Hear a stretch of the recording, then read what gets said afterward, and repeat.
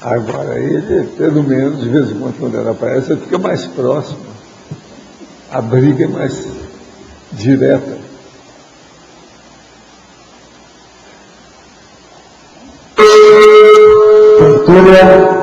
Meu boa tarde para todos e todas. Hoje é dia 12 de abril de 2010, segunda-feira. O verbete é o 1535. 3 páginas, 44 elogias e 11 máximos. O tema é solidariedade maligna. A especialidade é a parapatologia. Definição. A solidariedade maligna é o caráter, condição ou estado de comprometimento, acordo, apoio, trato, ligação mútua, sujeição e obrigação a algum tipo de sociopatia de marginais, idiotismo cultural, superstição religiosa, o tabu multifacetado. A adjetivação da solidariedade, as facetas dos atos solidários, as coalizões sectárias em defesa de interesses egóicos, os laços solidários restritos ao grupo, os pactos de silêncio, os pactos de apoio mútuo, a chancela do erro, a amizade interativa com os assediadores intrafísicos, a formação de quadrilha, a solidariedade com os algozes, a camaridade nociva, a condescendência irresponsável, o coleguismo conivente, a contemporização manipuladora. A solidariedade maligna extrafísica entre os assediadores interconscienciais. A formação de quadrilha abrangendo consciência e consciência baratosférica. Na remissologia, entre 12, nós destacamos atitude antiproex, carga da convivialidade, consciência de equipe, homem super e satisfação malévola. Frase enfática. A fim de entender melhor a humanidade, a condição da solidariedade maligna precisa ser racionalmente considerada pela Consim dedicada à interassistencialidade intra- e extrafísica. Você já refletiu sobre as consequências da solidariedade maligna? Tal estado consciencial afeta você no universo da interassistencialidade? Eu quero dizer para vocês que no estrangeirismo está faltando um C em Schadenfreude. É S, Schadenfreude. Agora, pergunta. Tenho feito caminhadas diárias, 8 km por dia. Em diversas ocasiões percebo que fico com a estatura elevada na pista como se estivesse mais de 2 metros de altura. Nessas situações, a pista ganha um brilho diferente, como se estivesse muito mais nítida e iluminada. Faço o estado vibracional dessas caminhadas, ouvindo as terturas do iPod, ou iPod. Essa sensação de gigantismo seria resultado do estado vibracional. Pela força da minha vontade, imagino que estou sugando energia imanente do lugar que tem muitas árvores. Será que isso influi em alguma coisa? Olha, você está tendo um belo fenômeno. Esse aí que é o fenômeno da descoincidência vígida. Agora, se você está sentindo bem, mostra que você tem assistência também. Isso aí é uma das minhas técnicas para andar. Por exemplo, quando eu andava de madrugada lá em Ipanema, eu ficava descoincidente. Agora, ó, tem mais coisa que vai acontecer com você. Agora, você precisa ter muito cuidado para não andar aonde tem muita gente ou aonde tem carro. Não fique andando perto de carro. Na descoincidência vígida, isso não é bom. Você tem que olhar um local que seja mais ou menos desimpedido, limpo. Agora, ó, é descoincidência vígida sadia, que é raro. A maioria das descoincidências vígidas tem períodos muito difíceis, patológicos. Isso é um belo fenômeno. Parabéns a você. Eu acho que antes eu já tinha falado que você é boa em algumas coisas de projeção. Eu acho que é a mesma pessoa. De modo que isso aí confirma. Muito sério. Tenho 17 para 18 anos e nunca tive relação sexual. É um homem que está falando. Estou em conflito, pois sinto a necessidade de tê-la. E ao mesmo tempo não ter uma pessoa especial com quem ter.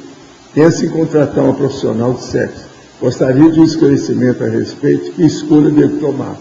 Espera a pessoa especial ou contrata um profissional? Olha, nessa altura dos acontecimentos, para quem esperou 18 anos, eu acho preferível ter uma pessoa especial. Profissional do sexo pode envolver os processos, você já vai começar perdendo. Tem as DSTs, tem a opção de coisa, isso aí é um perigo. Abre o olho com isso. É preferível arranjar essa pessoa especial. Quer dizer, desperte a bela adormecida no bosque. É o melhor que você faz. Quem esperou 18 anos agora vai ter dúvida de esperar mais um pouco aí. Agora, seria bom sair com a lanterna na mão para procurar a duplista, não é isso? Na técnica que eu usei pela primeira vez para sair do corpo, eu tinha que ficar repetindo o mantra para me concentrar e esquecer do corpo. A técnica dizia que eu devia parar quando escutasse um zumbido na cabeça. Quando escutei, rapidamente apaguei e acordei saindo. Hoje eu escuto esse zumbido sempre que quero. Ele é controlado, mas não sai do corpo com isso. O que é esse zumbido? Isso aí são os sons intracranianos, essas coisas eu tenho. Geralmente isso ocorre devido ao processo das energias mais fortes, a frequência e a intensidade das energias, que mexe com o processo da psicomotricidade no problema da descoincidência. Isso pega o sistema nervoso periférico e o sistema nervoso central. Agora, o problema seu agora é ver se você já saiu muito do corpo, do jeito que você fala, o que é que você fez com isso? Porque a projeção consciente autêntica, ela muda a vida da pessoa. Você mudou? É uma pergunta boa para a gente perguntar aí. Muito sério. Poderia explicar em mitologia o mito solidarizar e aplaudir sempre? Isso é o mito. A gente que solidariza com os outros, você não pode estar aplaudindo sempre. Isso não é solidariedade. Você não pode solidarizar com aquela pessoa que está fazendo mal. A gente tem que solidarizar com a coisa boa, não maligna, o benigno. Então, solidarizar, aplaudir sempre, isso é burrice. Não está certo. A pessoa tem que abrir os olhos com essa situação. Outra coisa, existe um princípio nosso que é a admiração, discordância. Em legislogia, as leis do exercício. Essas leis existentes em inúmeras atividades do nosso país nos desanimam de assistir mais e melhor. Como desentranhar tais leis que são incutidas na nossa cultura desde a infância, através de exemplos familiares? Esqueça os exercismos e os exercistas e faça a sua vida. A interassistencialidade não tem nada a ver com isso. Você é outra pessoa, crie o seu princípio de interassistência e esqueça o resto. Se nós formos olhar e dar valor para a baratosfera e achar que eles dominam o cosmos, a gente não faz nada. Muitos sites da internet usaram algumas tertúlias como prova que as psicografias de Chico, no que diz respeito aos detalhes fornecidos de familiares, eram fraudulentas. Afinal, todas as psicografias deles eram fraudulentas? É lógico que não. Se fosse, eu não teria trabalhado com ele. O que há? O problema é que eu combinei com ele uma coisa. Assim, ó, você agora evita aí o que for possível dessas psicografias aí fajutas, porque enquanto eu estiver com você, eu não recebo essas psicografias. Vai ficar ruim. Nós já vamos começar a nos separar. Você espera que eu já estou para sair mesmo desse movimento? Você, a hora que eu sair, você incrementa isso aí. E ele, então, foi o que ele fez. Logo que eu saí, ele incrementou isso aí, incrementou o processo de receber cidadanias da cidade, aquela coisa toda. Porque eu tinha combinado com ele para evitar, enquanto eu estivesse lá, para não criar um dissenso entre a minha atitude e a dele. Isso aí não era bom para nós.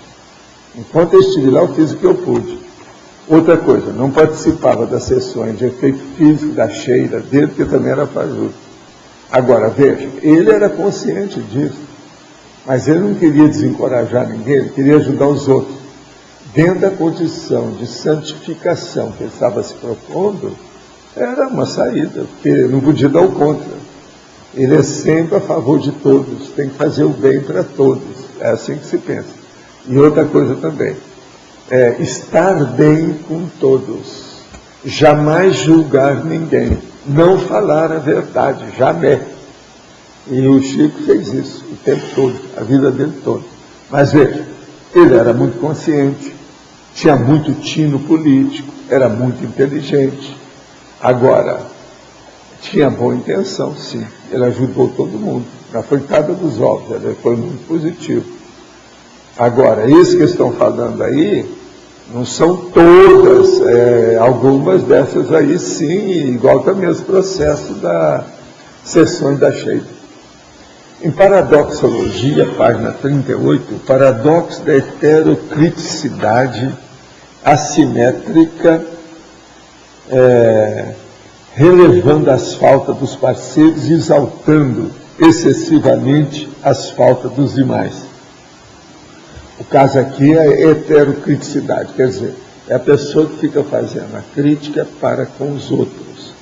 E ela releva as faltas do parceiro, quer dizer, é aquilo que a turma do PT faz. Tudo deles é positivo, o resto tudo é no buraco. Tem também aquele princípio de exaltação política de muitos séculos. Aos inimigos, tudo de ruim. Aos amigos, tudo de bom. Essa história é antiga. Aí esse paradoxo nós estamos chamando a atenção. Isso é uma droga, é a baratosfera. Por quê? É o corporativismo. Hoje completam 3 meses que iniciei os estudos conscienciológicos. Está sendo recordação para mim, pois muitos desses conceitos eu já tinha. Sei que a figura de Jesus é secundária e que há de fato consciência mais evoluída. Mas se levar em conta como ele foi há 2000 anos, qual é o papel atual de Jesus no plano extrafísico? Por que essa consciência evoluída utiliza tanto a figura do Cristo? Consciências evoluídas utilizam a figura do Cristo? Eu não sei disso.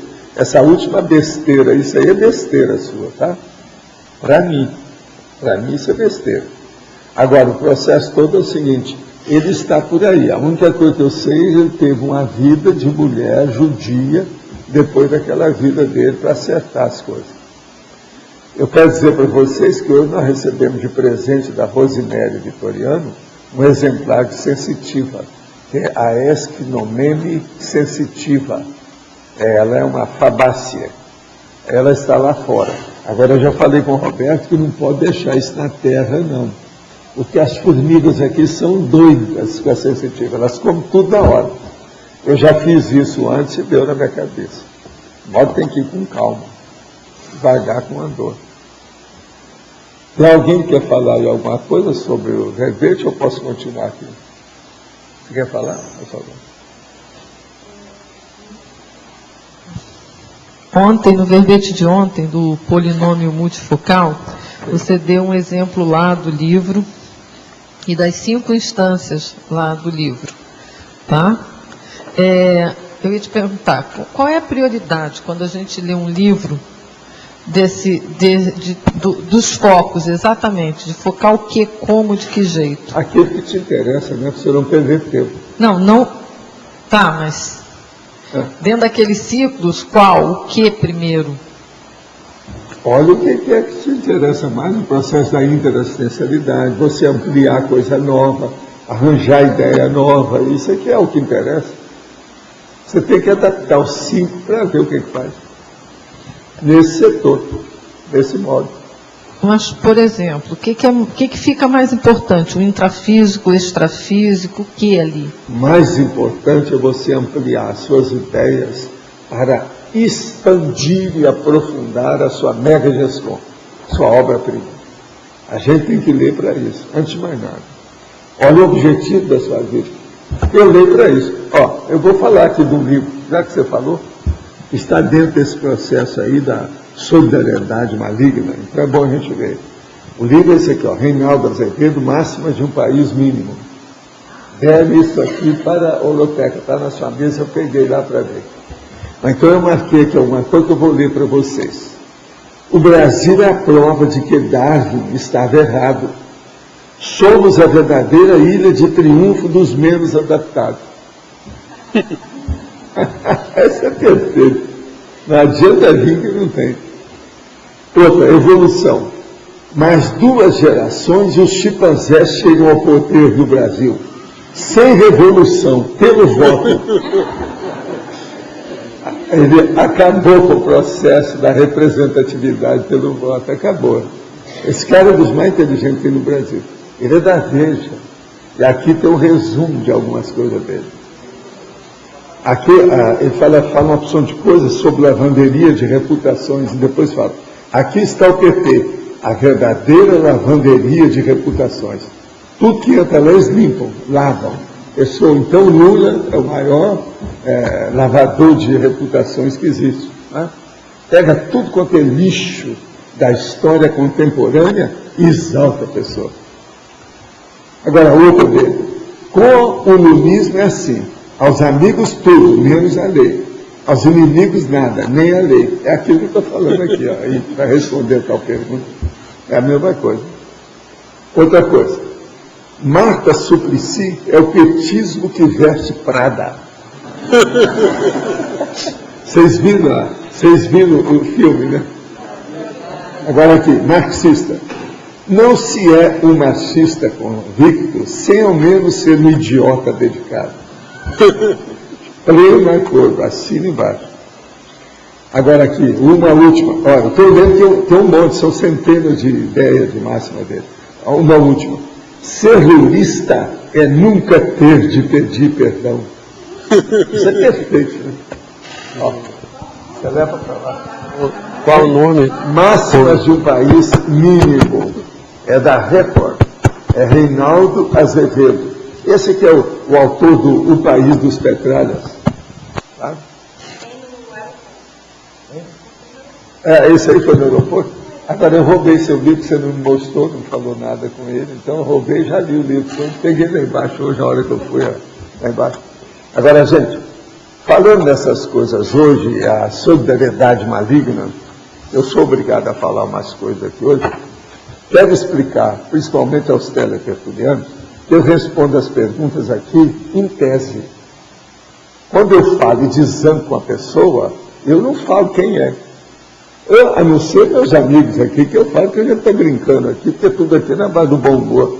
Eu falo tanta verdade, que é a verdade relativa de ponta, que é a Tales, que eu tenho que usar certas coisas mais acessíveis, cômicas, hilárias, porque senão nós estamos perdidos, ninguém aguenta a tertúlia se eu não fizer isso. Agora, então, veja, eu não nomeio quem é a pessoa, nem de onde é, quando eu respondo. Você já deve ter visto isso aqui. Só respondo, ou falo, ou digo a pessoa quando ela fala. A maioria manda nome, um nome só. Eu nem sei de onde vem, porque não sou eu que respondi as respostas. Entende? Eu não recebi essas respostas. Eu recebo depois que veio aqui. Mas não foi eu não sei. O www ou qualquer coisa. As perguntas da maioria chegam a ser o local do remetente. Falo tudo de modo explícito dentro da tarefa de esclarecimento. Contudo, eu não pretendo ofender ninguém.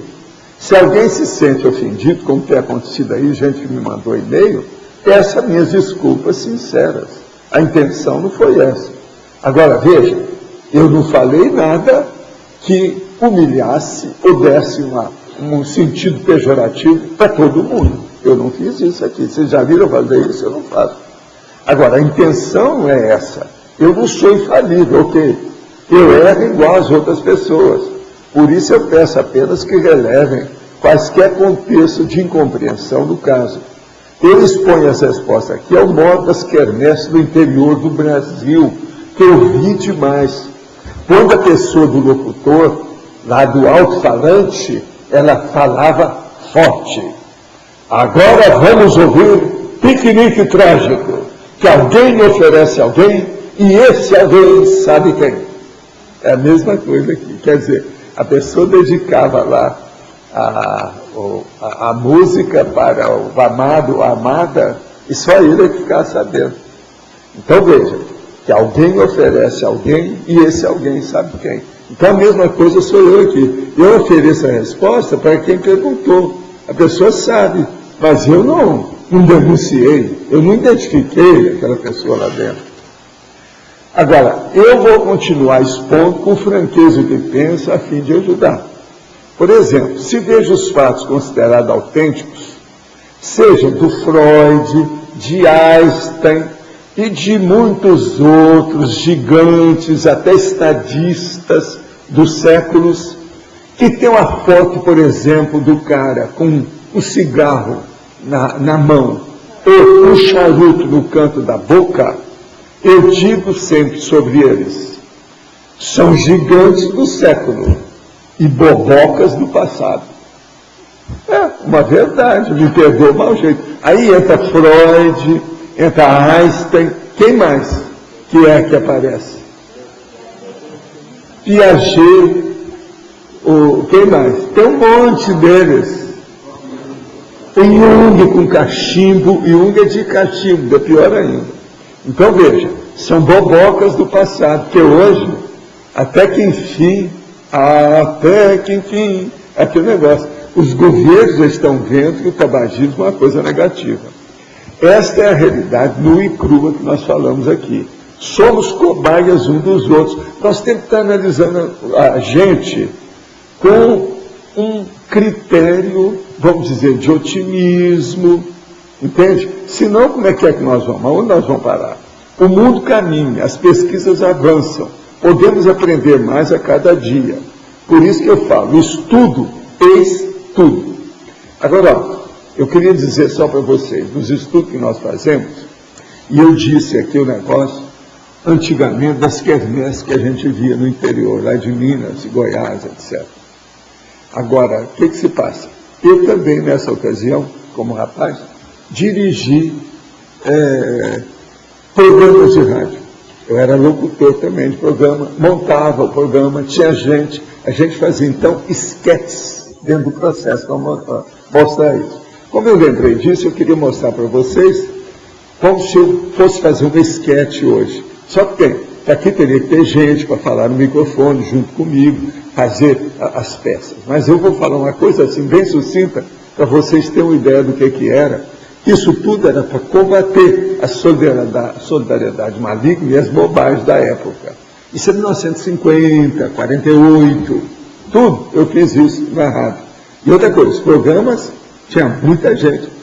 Eles queriam que eu continuasse a ser profissional da radiofonia. Eu que deixei isso tudo. Agora, então, veja.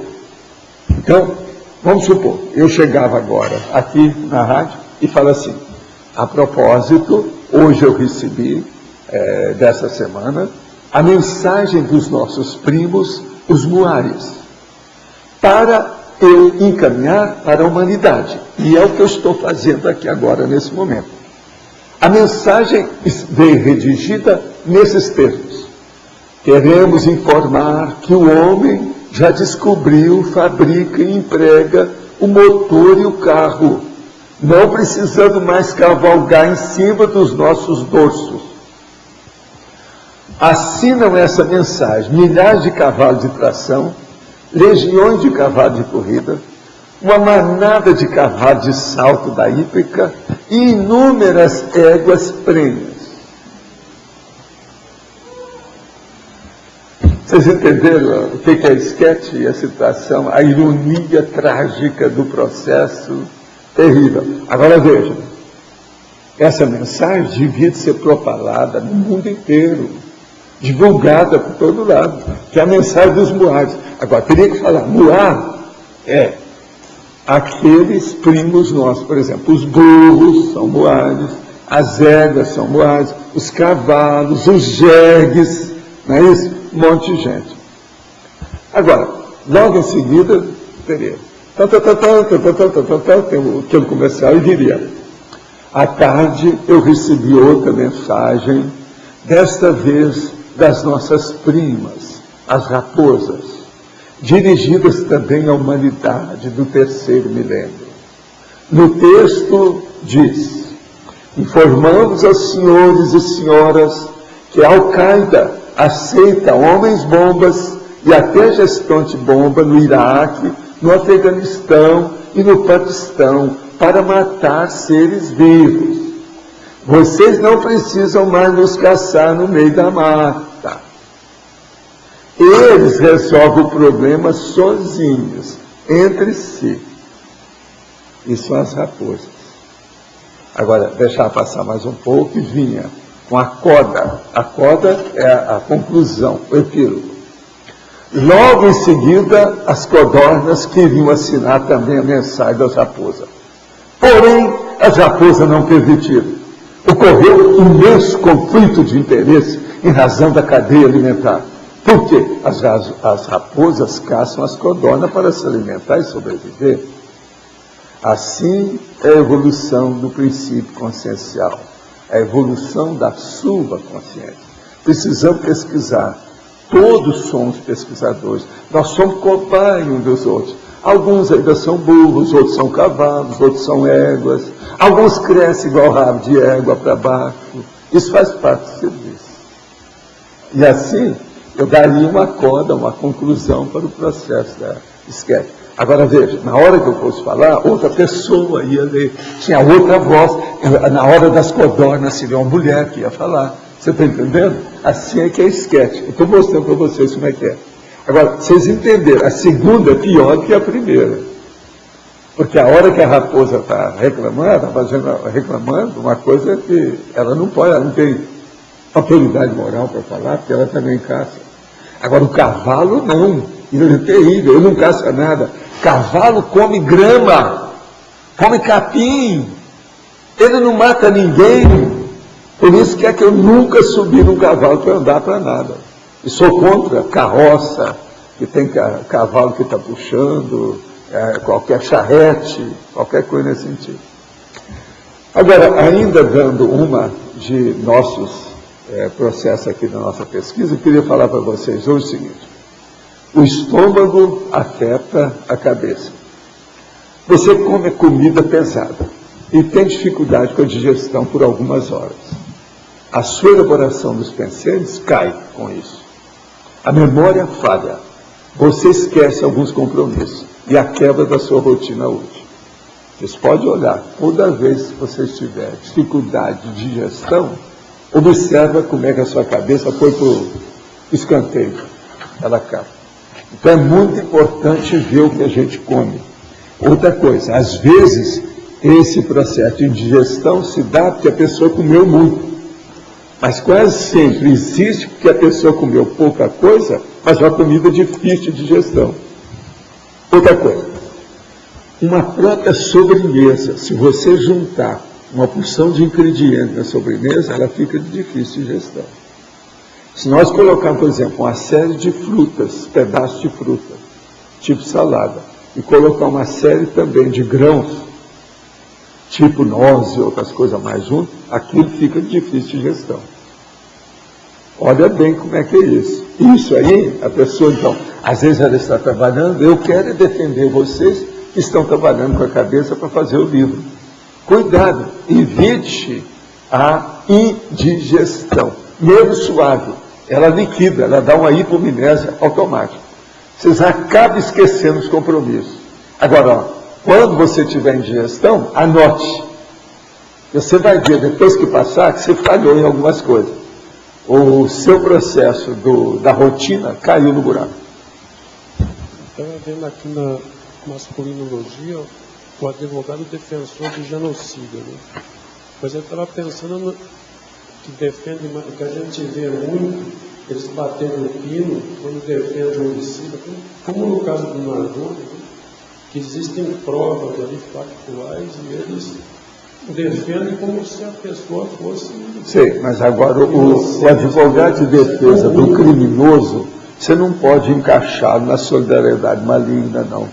Porque às vezes o advogado é até nomeado para defender, porque todo réu tem que ter um defensor.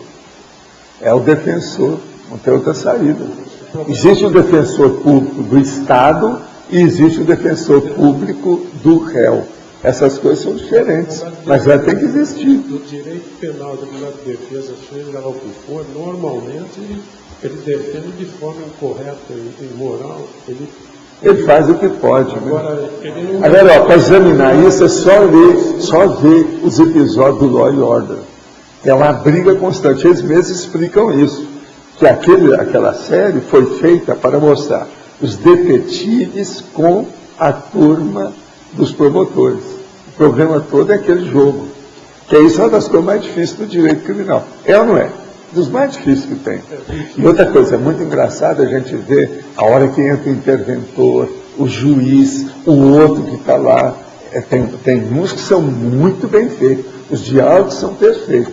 Às vezes tem tolice, mas a maioria, ali tem gente muito boa assessorando os filmes. O advogado de defesa, normalmente, no caso do Nardoni, ele tinha provas factuais. Ele estava defendendo como se fosse inocente. Fizeram nesses casos, eu não sei qual a possibilidade. Agora, a solidariedade maligna, a pior coisa que tem é do corporativismo. O Brasil, por exemplo, por incrível que pareça, ainda tem muita solidariedade maligna no corporativismo, inclusive dos servidores públicos. Por exemplo, certas greves aí que o povo, de coisa grave, que eles declaram de uma hora para outra, aquilo é solidariedade maligna. Uma pessoa que está numa greve dessa, que é totalmente injusta dentro daquele contexto, dentro daquela hora, daquele momento. Isso tudo é uma coisa muito séria que a gente tem que levar em consideração. Outra coisa que eu vi aqui é tecnologia, são os diplomatas.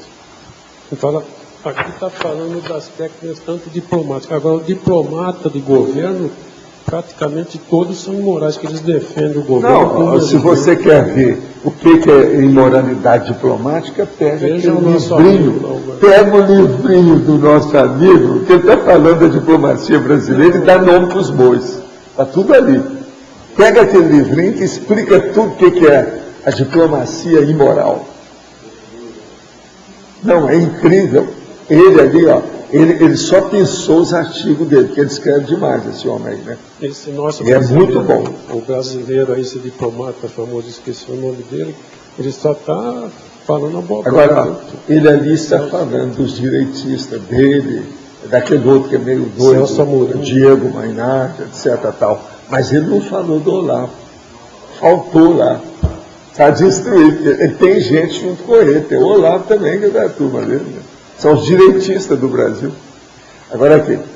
A escolha do modelo para o pórtico vem confirmar a sua colocação de que os participantes do Conselho dos 500 já foram maçons? Que achas? Não, eu acho isso tudo burrice. O processo lá do triângulo, aquilo é greco-romano, não tem nada a ver com maçonaria e nem com a nota do dólar. A nota do dólar também está nesse caso dos maçons americanos, não tem nada a ver.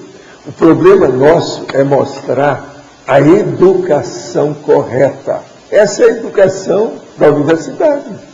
Nós estamos colocando aí a academia. Então vai ser a entrada da universidade. É como se o bar Cognox fosse o campus. É o campus da conscienciologia e do conhecimento. Por isso que é importante. E a turma soube escolher.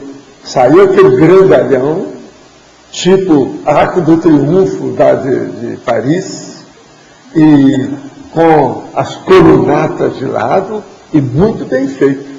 Vai ficar uma beleza aquilo ali na entrada, eu acho. A turma está ficando muito viva. Eu penso que a turma aqui, nós estamos criando uns monstros em matéria de pensamento avançado, com o tempo. Eu mesmo estou aprendendo muito com vocês. A minha intenção era ensinar, mas eu acho que eu estou aprendendo mais do que ensinando. Mas a gente insiste. Né? Vamos em frente. Ou você queria falar alguma coisa, por favor? Alô? O professor colocou a questão da defesa dos moares, dos camelos, mas faltou os camelos, né? Como é que seria dos egípcios sem os camelos? Sei. Aí a pergunta mas o processo todo é o seguinte, vamos falar porque nós aqui atualmente não estamos usando camelo. Alguém aí tem camelo? Não tem. Mas cavalo tem algumas pessoas que têm. Então vamos devagar com isso. Eu acho os cavalos lindíssimos. Não só o cavalo, mas as éguas também. Agora veja, as éguas puxam as charretes até no Central Park de New York. E você paga uma nota para andar com elas. Havia aquele negócio. Entende? Então precisa a gente falar isso. Agora, eu defendo os cavalos há muito tempo, mas não resolve. Eu sou voz vencida, voto vencido na humanidade. Eu, na minha vida, encontrei 3 pessoas que tinham a mesma ideia que eu, só, até agora. Antes de encontrar comigo, elas já defendiam, eram contra o negócio de andar a cavalo. Eu encontrei 3. Quero ter mais. Hoje eu não sei na internet se tem um blog, deve ter, né? Gente conta isso. Agora veja. É o maior movimento antissituacionista que pode existir, é você combater o abuso dos cavalos. Que é uma das coisas mais abusivas que tem na Terra, é o abuso aos muares. Agora veja, na minha terra tinha um homem que falava, né? Quem gosta de abusar dos muares é porque é o dito cujo. Quer dizer, o burro. Mas agora veja, o burro era inteligente. Então eu falava, não adianta você falar, porque o burro é um cara inteligente. Aí eu falo assim, mas o dono do burro não é. Então esse que é o verdadeiro muar. É assim que eles falavam. Em parte eles têm razão. Agora, gente, cavalo não mata ninguém para sobreviver. Vocês não acham que é o máximo? Vocês não acham que divide ter um monumento ao santo cavalo? Eu acho que é o máximo. A maioria, por exemplo, a raposa, que é tão inteligente, mata tudo para poder sobreviver, coitado. Agora o cavalo, comendo capim. Ele come, inclusive, feno, que já é o capim cortado, guardado, tudo, né? Você não acha que é o máximo isso? Agora, tudo tem sua razão. Outro, se a gente fosse falar, em segundo lugar, teria que entrar aí as vacas e os bois. Sobre isso aí, até eu recebi mensagens sobre essas coisas. O Chico também andou recebendo mensagens mesmo. Tinha uma mensagem do Humberto Campos, que falava que chegou aqui e eles foram examinar como é que era o novo planeta. Mas caiu no campo e tinha uma vaca. Então ele começou a analisar a vaca e falou assim, é muito avançado esse planeta. Por quê? A pessoa está aqui, ela dá o leite, ela ajuda todo mundo, depois ela se sacrifica. Esse habitante aqui, o planeta é muito evoluído, cada vaca. E depois então que a pessoa ficou sabendo que o verdadeiro habitante não era a vaca, era a gente que cuidava da vaca, era o Criador. Aí o negócio dá tudo para trás. Entende como é que é? Então, o negócio é sério. Mas no caso, o cavalo ele não mata o vegetal? Não, ele às vezes come o capim, ele tira só aqui de cima, ele cresce novo. Ele poda, ele é um podador, antes de mais nada. Podador. A boca do cavalo tem um outro nome, chama podão. Você nunca ouviu falar nisso, né? Eu estou vendo que ele está... Quer dizer... Mas o processo é o podão. Sabe o que é podão?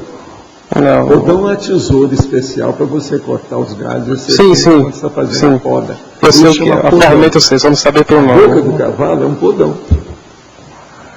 Para mim eu entendi que ele comia... Eu entendi que ele comia tudo, né? Cavalo é o maior. Cavalo é o máximo.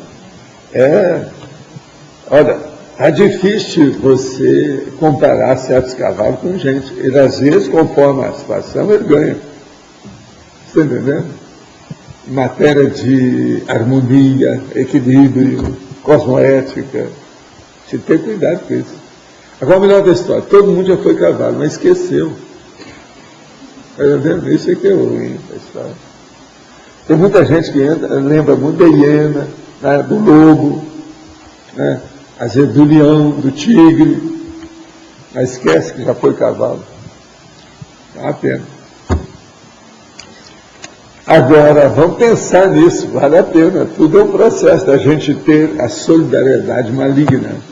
Você é solidário com a malignidade contra os cavalos? Você já andou a cavalo? Fala a verdade, olha a sua consciência. Pois é, então, ó, eu nunca andei a cavalo. Mas fala.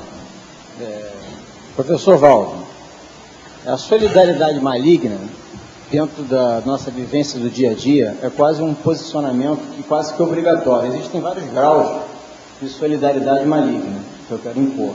Você como servidor público, você como funcionário público, você inevitavelmente você vai conviver com solidariedade maligna. Vai, mas agora, Deixa eu só continuar. uma coisa é você ser solidário e outra coisa é você ser ativista, líder daquilo. Eu gostaria que você comentasse, fizesse um paralelo entre a economia de males superavitária, a interdependência sem dependência. Pois é isso aí que eu estou falando. Você não pode, aqui, ó, você não pode ficar na liderança de um processo desse. Você está lá dentro porque as circunstâncias existem que você esteja. Há certas circunstâncias na vida em que, em qualquer posição que você esteja, você está sendo com o traseiro de fora. Não tem jeito, mas veja, se a intenção é boa, você está correto dentro do caso, porque não tem outra saída. Agora você é um policial, você está agindo naquilo que você pode. Agora, o problema é você não avançar dentro da sua autoridade, daquilo que você pode fazer. Isso é que tem que ser visto. E eu acho que você faz isso. Por um motivo muito simples, que é o que eu sigo. A minha carteira, o meu regulamento, eu sigo, é vendo a psicosfera das pessoas. Eu te falei lá embaixo, eu examinei você. Sua psicosfera é boa. Então você é um policial que não faz essas coisas. Você não excede, você não exorbita, você não é prepotente. Senão não teria a psicosfera que ele tem. Entende? Agora, o problema nosso, eu sei, é difícil. Agora, se você está nesse ambiente, é para ajudar. É o que você está fazendo. Leva a coisa para frente, seja o melhor lá dentro, se for possível. E vamos trabalhar com a história. Agora, amanhã tem um processo qualquer que é duvidoso. Se abstenha. É o que nós chamamos de omissão superavitária. É uma saída. Agora, eu penso que você já faz isso. Seja consciente ou por instinto. Ó, meu Deus do seu nariz. Eu não sei se é por instinto ou consciente, mas você já faz. É totalmente consciente. É, né? Então você já tem, você já está maduro, você já é veterano, você sabe o que quer. Isso é muito importante. Eu mesmo te falei que eu conheci vários policiais de alto gabarito. Tinha um deles que esse eu nunca pude esquecer, porque ele fazia projeção a hora que queria. Agora, tudo que ele entrava dava certo. Aí os superiores dele mandavam. Quando o negócio era muito bravo, mandava ele para outro lugar, para ele arrumar lá. Então o superior achava que só a presença dele já começava a equilibrar o ambiente. Só a presença do homem, a força presencial dele. É o cara que eu falei para você. Ele tem uma cicatriz no rosto bem grande. Sofrimento dos processos dele como policial. Agora, a última vez eu conversei com ele, a última vez ele até esteve aqui no Sul aí comigo. Ele estava de passagem aí para ver não sei o quê. Ainda falou, não, eu estou de passagem, estou trabalhando. E ele virou para mim e falou assim, Valdo, até quando que eu vou com isso? Assim, até quando as circunstâncias ordenarem que você esteja por aí. Escute o seu amparador, sempre sabe se é bem assistido. Que ele vira o amparador. Ele saía do corpo mesmo, para valer. Ele me contou uma série de fatos muito interessantes. Agora veja, um projetor profissional trabalhando na polícia, isso é que o law and order não tem. Esse homem sabe mandar para lá. Ia ser o máximo, né? Você já pensou? Como é que não seria? Ia mudar tudo. É o que falta. O Celso também, né? Hoje que está aqui voluntariando.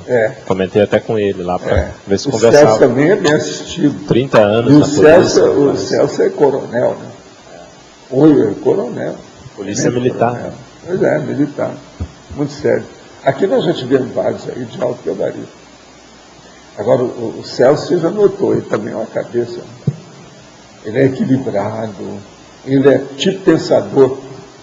Ele é um filósofo, ele é sério na reflexão, pondera tudo, vê detalhes, não passa nada, ele é muito bom, certo? Eu já vi muita coisa com ele, por isso que eu sei, estou te falando que eu conheço a história. Agora, Valdo, aqui na página 39, você, na teoriologia, o segundo, você pode aprofundar um pouco? O ônus do sim descrito na teoria das interpesões grupo-kármicas, é isso aqui? É. O caso todo é o seguinte, falar o sim, às vezes tem o ônus. Agora, ele é descrito na teoria das interpesões. Quando é que você deu o sim? Que aí você está compactuando. Se te perguntar, é cumplicidade negativa, isso? Como é que é a situação? Então, é a hora de pensar no ônus do sim. A gente fala muito no ônus do não, mas o povo esquece do ônus do sim. Então a solidariedade negativa, sabe como é que é? Com a marginalidade, é o ônus do sim. É a hora que a pessoa fala sim para a máfia. Isso aí é um negócio terrível. Por exemplo, esse governo aí, que é o negócio lá que o nosso amigo está falando ali do governo, eles têm muito disso, o ônus do sim. Olha o cara desse italiano, olha o processo do Armanejar, né? O problema do Chaves, e uma opção, o problema lá de Fidel Castro. Ele só escolhe gente para dar o ônus do sim da solidariedade maligna. Pois é, armazém já está arrumado. É o que está falando. É perfeito o negócio, não é fácil. Né? Armazém já. Já está. Mas o que você queria, Grace? Oi. Eu queria que você falasse mais sobre síndrome de abstinência da baratrosfera e o adolescente. A síndrome de abstinência da baratrosfera e o que mais? E o adolescente. E o adolescente. Como superar isso? Como fazer? O problema todo é o seguinte, no problema do adolescente é dar o apoio possível para fazer com que ele raciocine com algum discernimento, com equilíbrio, com lógica. Tem que colocar na racionalidade, o mais depressa possível. Ver se amadurece o jovem mais cedo. Então, para ele se tornar mais precoce dentro do processo da racionalidade. Isso é o melhor que se pode fazer. Porque senão, não vai. Porque tem que pegar, principalmente, no período da adolescência. É que é o ideal, que é a hora que a pessoa não é nem vegetal, nem gente, ele está mudando. Então é a hora de entrar com a história. Mostrar a realidade para a pessoa.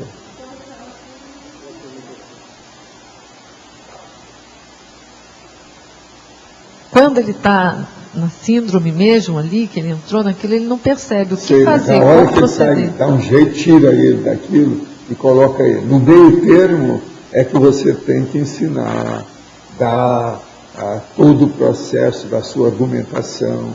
E você fala para ele, eu não quero te convencer, eu quero que você tenha, admita, entenda, vamos dizer, vai aurir esse conhecimento por você mesmo, sem a minha influência. Eu informo, você vai entender. Agora, se der um exemplo à pessoa, acaba melhorando. Agora, se ele entrou em toque, se deu alguma coisa, é internar o adolescente até ele voltar. Quando ele se devolver, você vai mudar as companhias dele, o ambiente, tira ele daquele ambiente e começa a mostrar essa realidade. É uma saída. Eu já vi muitos adolescentes que mudaram. Agora, dá trabalho. Isso aí não é serviço para um dia, não. Tem que ter muita paciência e trabalhar muito no assunto, senão não vai não. E outra coisa, homem é pior que mulher. E outra coisa, a maioria são homens. As mulheres, nesse caso, são minoria. Entende? Essa é a verdade. Essa é uma das razões que a maioria de nós aqui é mulher, Valdo? Os homens se desviam mais? Se desviam mais e às vezes custam a chegar. Custa para chegar. Tem algum problema pela estrada. Entende? Entendi. Agora, outra coisa também, que a maioria que ainda é homem atual, porque a maioria já foi mulher também. Claro. Esse negócio de sexo é secundário. Não tem nada a ver. Mas a maioria ainda foi homem recente, por isso que estão continuando ainda a ser. Então, nesse caso, liberando as coisas, às vezes eles erraram mais. Na questão da baratosfera, isso é pior. Entendi. Entende? Agora, como diriam lá na época lá dos espíritos, eles falavam, são as mulheres que têm que limpar os umbrais, que são as baratosferas. Por quê? São elas que colocaram as pessoas lá. Então elas têm que ir lá para tirar. Essa é que era. Isso é só para chatear com as mulheres, eles falavam isso. Está entendendo? Agora, por que isso? Porque são as mulheres que dão a luz. Todo mundo que foi para a baratosfera é filho de mulher. É filho de alguém, né? Mas Os homens também são filhos de mulher, todo mundo é filho de mulher, o negócio não é assim. A mulher também é filha de mulher. Então o negócio é pensar nisso e ver como a gente faz. Agora, o que eu vejo é o seguinte, é dar um jeito do jovem raciocinar com lógica. Fazer raciocinar com lógica. Através dos fatos, através de exemplos escolhidos, isso é possível, ele acaba entendendo. Agora, tem que repetir com calma, mostrar exemplo, às vezes ir num determinado lugar para mostrar a argumentação na prática, como é que é. Exato. Eu fiz isso, inclusive no movimento espírita, com jovens assim. Então eu levava para determinado lugar para ver como é que funcionava. Uma creche, por exemplo, é uma coisa, uma prisão é outra coisa, um hospital é outra coisa. É muita coisa que a gente pode ensinar a realidade, como é que é. Determinados tipos de doença, por exemplo, é muito fácil. Eu acho que os jovens deviam ter aula desses assuntos. Por exemplo, se um jovem for visitar um local onde está cheio de gente toxicômana, ele vai pensar 2 vezes em qualquer coisa que eu for fazer. Ele tem que ver os toxicômanos, como é que estão. A situação, como é que é. Isso aí é uma senhora lição. Às vezes tem jovem que o jeito é levar. Teve cara que era tão bravo que eu levava individualmente comigo. A hora que eu ia visitar para fazer assistência, eu levava comigo para ver.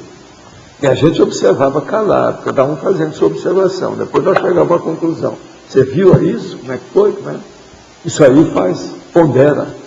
E ver o fato, está na cara da pessoa, isso dá um choque. É muito importante. Aí você está falando no caso de um toxicômano. Mas no caso, por exemplo, de um jovem já desistido, já desanimado, não aí tem que fazer todas as técnicas da psiquiatria, da psicologia, ver o que é que anima a pessoa. Primeira coisa, você tem que escolher o que ele gosta. Ou o que ele gostava e que deixou de gostar. E por quê? Tem que chegar por ali. Com isso, então, vamos dizer, o processo da égua na corrida. Coloca a cenoura na frente que ele vai acabar chegando lá e muda. Nessa idade, eles são impressionáveis, são mais fáceis. Matéria de notícia, de informação, de comunicação, eles são sensíveis a isso. É importante. Nesse caso, pode ajudar a mudar de local, ver... Não, a viagem é muito importante, mas às vezes o mais importante é mudança de residência, de locação.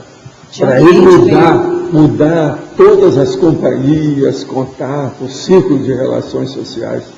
Isso é muito importante, porque uma pessoa que tem qualquer coisa dessa e chegou num trauma maior, se ele ficar no mesmo local, ele vai melhorar. Entende? É muito mais difícil. Muito difícil. Então, a mudança de locação é importantíssimo. Mudança de residência. Pode falar. Na página 39, na paradoxologia, o senhor já comentou sobre o segundo paradoxo ali, né? O paradoxo da heterofiticidade assimétrica. Se eles me perguntaram aqui, o caso todo é o seguinte: é aquela pessoa que é paradoxal. Ela releva, ela perdoa as faltas de todo mundo que está perto dela, mas ela exalta excessivamente as faltas dos demais. Então, é aquilo que antigamente eles falavam, que tem uma expressão popular, o roto falando esfarrapado. É a mesma coisa, meu cara. No caso, se a gente pegar como exemplo de solidariedade maligna, a Revolução Francesa, ela poderia ser um exemplo ou não se aplica nesse caso de solidariedade maligna? Porque acabou dando um revés. Houve uma revolução, né? Escuta, a Inglaterra fez mais para o processo da civilização que a França. Pensa nisso. Outra coisa, esse nosso amigo está falando alguma coisa nesse sentido ali, numa das expressões dele. Ele coloca a Inglaterra na frente da França. A França deu muita bobagem que tem. Olha só a Revolução Francesa, que devia acertar tudo, deu para trás. Agora, a Inglaterra está errada só numa coisa. Eles continuam, não conseguiram tirar a excrescência da monarquia. A França conseguiu. Nisso, a França ganhou dele. Agora, do ponto de vista geral, o estudo mais da Inglaterra é maior. Por quê? Porque a Inglaterra, com a Commonwealth, ela fez uma porção de cultura mais elevada e mais avançada, e a França não fez isso. Entendeu?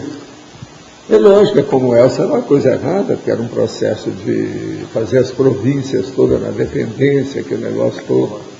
Mas eles foram mais universalistas. Francês só fala em francófilo, francofilia. Não quer saber daquilo, só eles. Foi aí que o processo do Rousseau errou. Foi justamente ele, foi decidido. Mas dá para chegar nesse ponto de chamar, em alguns casos, uma solidariedade maligna? A própria junção de pessoas... Você não acha que a solidariedade maligna, uma opção de coisa, não só da França, como da Inglaterra atual, está cheio disso. A hora, por exemplo, que os lordes não permitiram parar com a caça à raposa, que é solidariedade maligna, pior que essa. A hora que o Palácio de Buckingham não permite determinadas pesquisas de nada. Olha o caso da Diana, a princesa. Olha o que é que não deu. Negócio tudo obscuro, estapam tudo.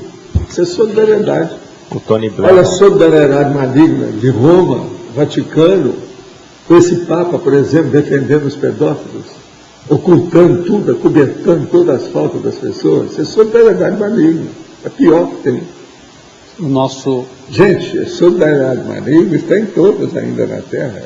E as que os réus chegaram. Isso piora mais ainda. Muitas vezes a gente teve algum rabo preso em algumas dessas questões, né? E está recuperando agora a interprisão em cima disso. Agora, a solidariedade maligna da França ainda tem até hoje.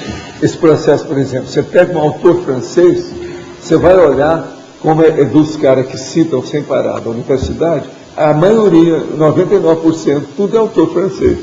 Eles não pegam outros de fora. Tudo é um chauvinismo, a francofilia, é um negócio de doido. Isso é solidariedade maligna. Porque às vezes tem gente fora em inglês muito melhor do que ele. E o cara não entra lá. Você pegou um livro francês, você olha, como é que é o autor? Ele é só do bem a nós, ou ele já é com uma solidariedade mais universal? Pode olhar, a maioria dos autores franceses, até hoje. Estou começando a estudar sobre assistencialidade. Quero pesquisar as características de personalidade assistenciais que existiam na Terra. Na sua opinião, quais as personalidades mais assistenciais que já passaram por esse planeta? Olha, um dos caras mais bacanas que existiram foi o Apolônio de Tiana. Esse era bom mesmo, porque ele fazia o processo da solidariedade e da assistência mais para o lado do esclarecimento. O resto tudo é de assistencialismo. Assistencialismo não é ideal. Agora, tem gente muito boa. Aquele Albert Schweitzer, por exemplo, era um grande cara, mas tinha uma personalidade irracível, difícil. É só ler a biografia dele. Agora, o ideal é pegar um monte desse. Um outro cara que foi fora de série foi o Gandhi. Um outro foi o nosso amigo lá dos pretos dos Estados Unidos, Martin Luther King. Esses também são, é tudo gente de alto nível de assistência. Em definologia, poderia explicar a ligação do idiotismo cultural com solidariedade maligna? Poderia exemplificar? Idiotismo cultural com solidariedade maligna. A hora, por exemplo, que o governo vem e começa a dar apoio para determinados processos de etnia que são racistas.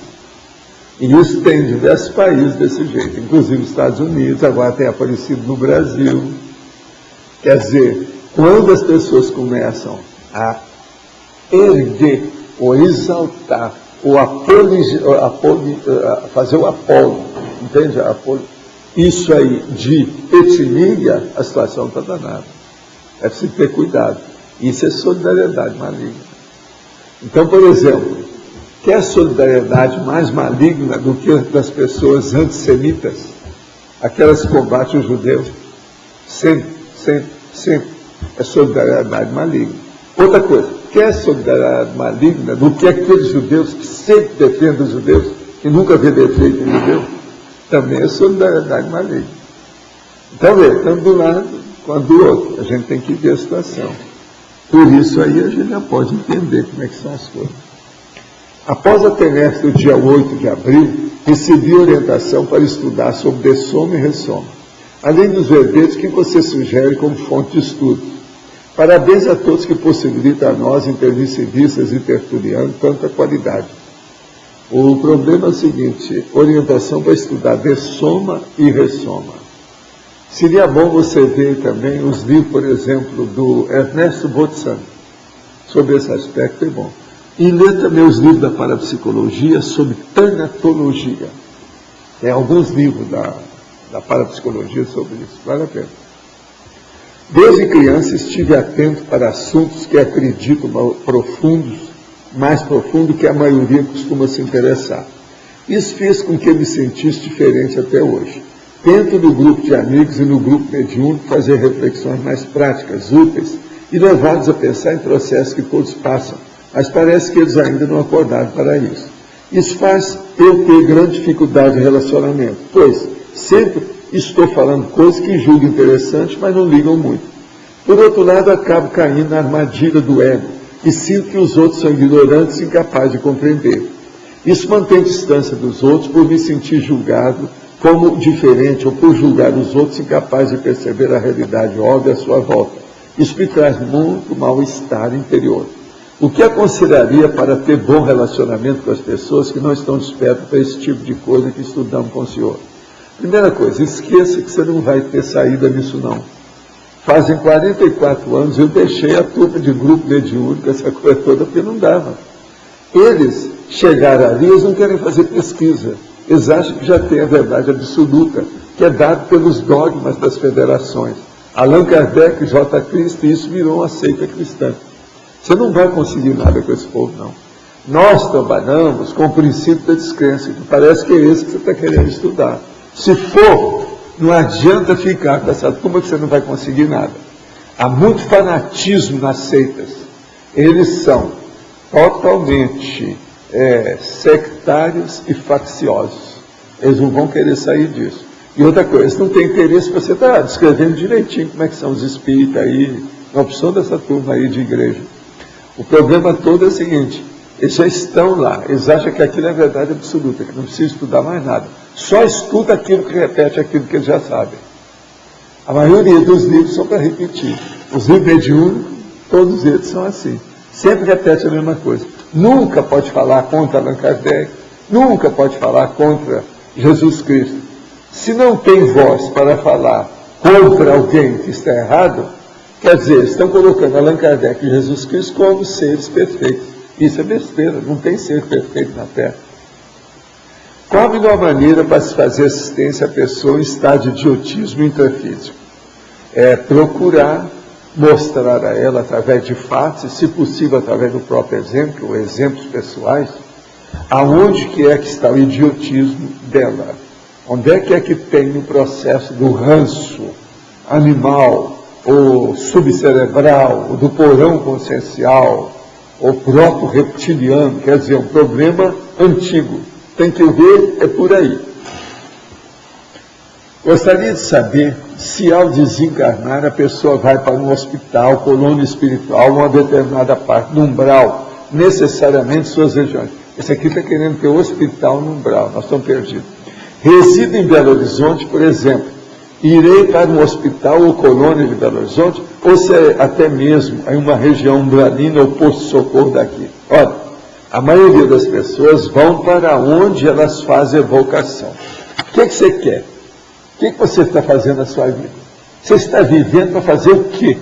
E aí você tem a resposta do que vai acontecer com a pessoa. A pessoa que desencarna, quer dizer que dessoma, ela não muda. Ela continua sendo o que é. Você vai ser. O que você faz? Dá uma, aqui ó, aperta você e tira o sumo. Vê o supra-sumo seu. O que é que sobrou da sua vida até agora? É isso aí que vai dar seu destino. Nós falamos em ficha evolutiva pessoal. O que interessa é o que é que tem, o saldo dessa ficha. Isso depende da assistencialidade que a pessoa faz. Se você está assistindo os outros, você vai ter assistência. Se você não está assistindo, já está na baratosfera. Valdo, algumas condições de solidariedade maligna ficam bem evidentes, né? Por exemplo, a questão lá do Fidel Castro, Chaves, né? De apoiar alguma coisa nesse sentido. Mas, por exemplo, o Mandela é uma personalidade bastante controvertida. Ele teve um processo relacionado à questão até de violência também, mas também representou a luta pelo apartheid. Como é que ficaria isso? Ele está criando lá um elitismo dos pretos. Aquele autor ali está falando isso. O elitismo dos pretos, dos colorados. É isso que ele criou. Há um elitismo hoje na África do Sul. Agora, é preciso ver, né, o que eles estão fazendo, se o governo está melhor mesmo, se o país está melhor, se está mais calmo, se houve pacificação das etnias todas. Isso é preciso ver. Agora, outra coisa que preciso saber. Entre eles, só os pretos, tem briga entre eles?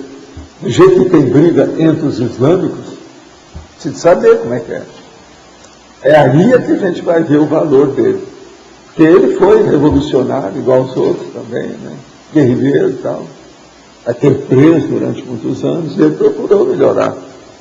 Preciso saber, na fritada dos ovos, colocar na balança qual o valor real dele.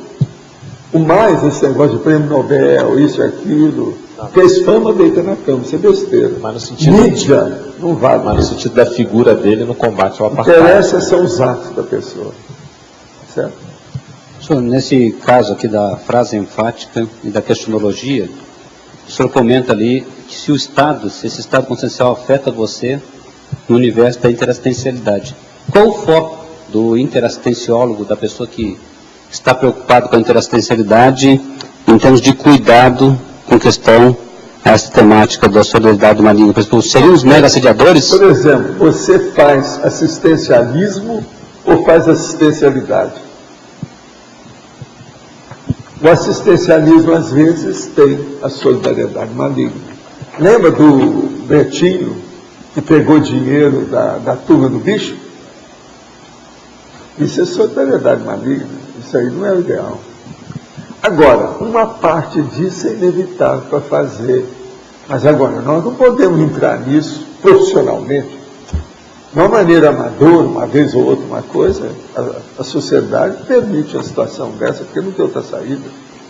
No movimento espírita, nós recebemos auxílio para fazer distribuição do assistencialismo de tudo quanto era local. A gente não perguntava de onde vinha aquilo. Lá não tinha jeito de lavar dinheiro com a gente, porque era doação. Não tinha jeito.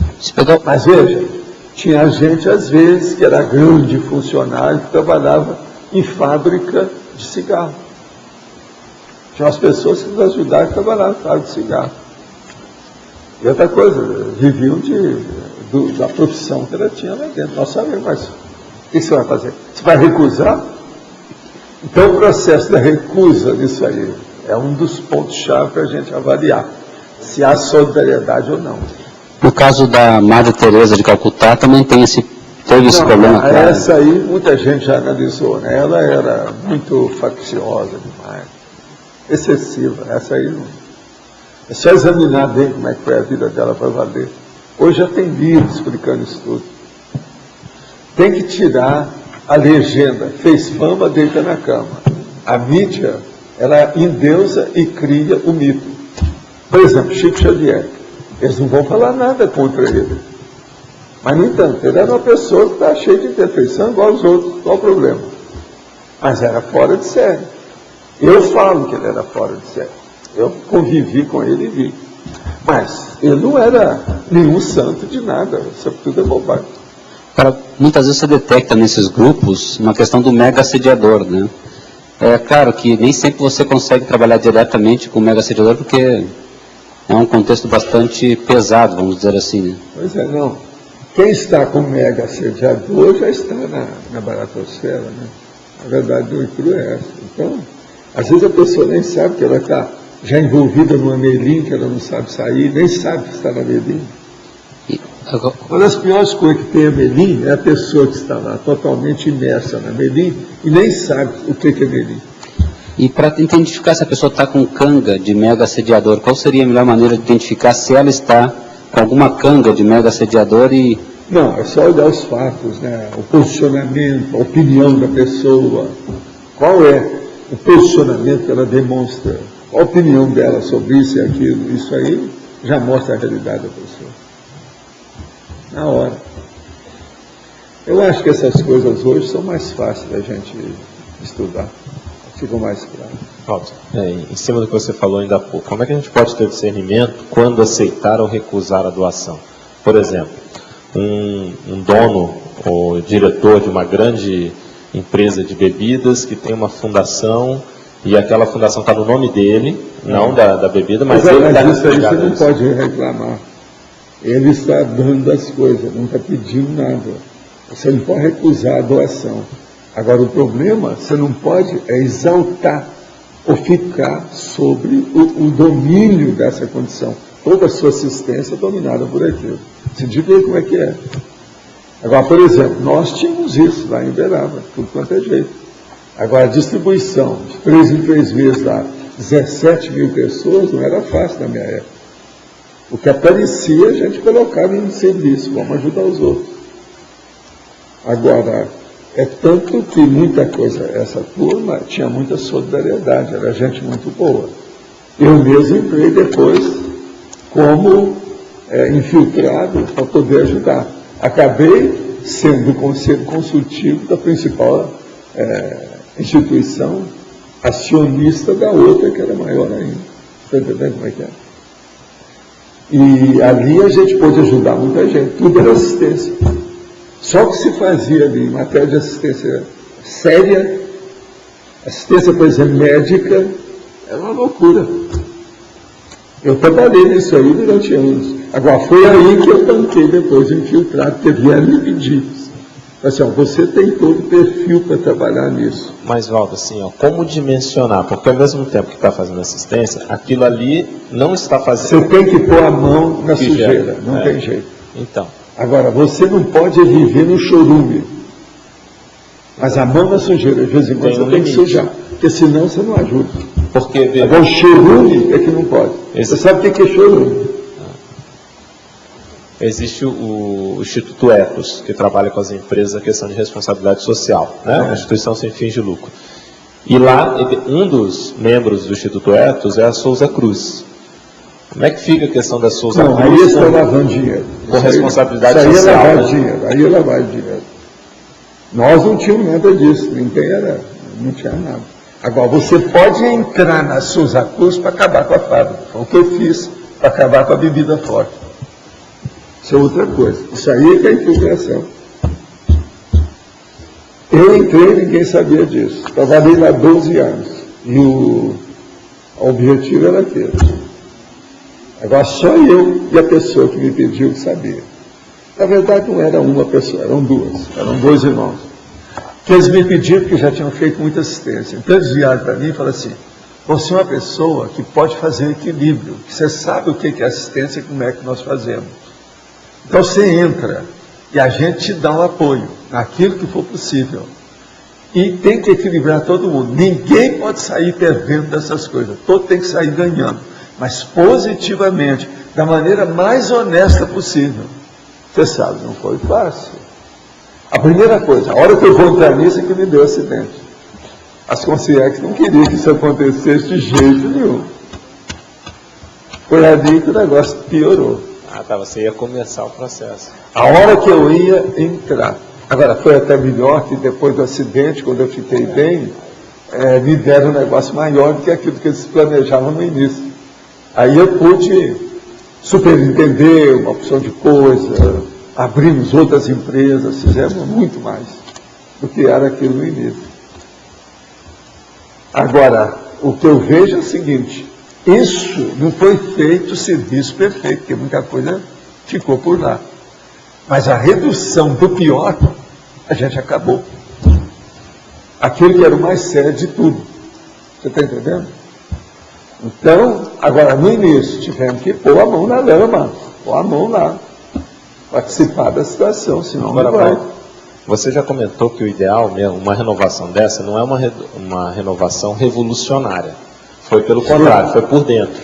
não é? Eu acho que a maior prova de que eu estava com muito equilíbrio de assistência, de amparo, de função, foi o seguinte: depois que houve o acidente, tudo que aconteceu comigo foi favorável. Eu abri uma porta, aquilo abria tudo.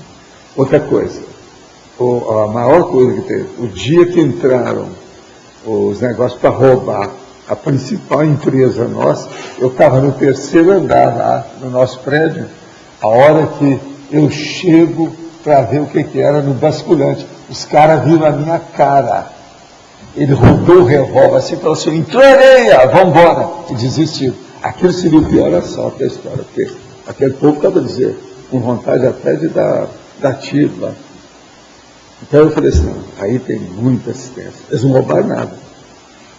Esse seria o maior roubo dentro das nossas coisas, e não aconteceu. Os outros roubos era tudo de caminhão, uma coisa ou outra, um troço pequeno, menor, você está entendendo?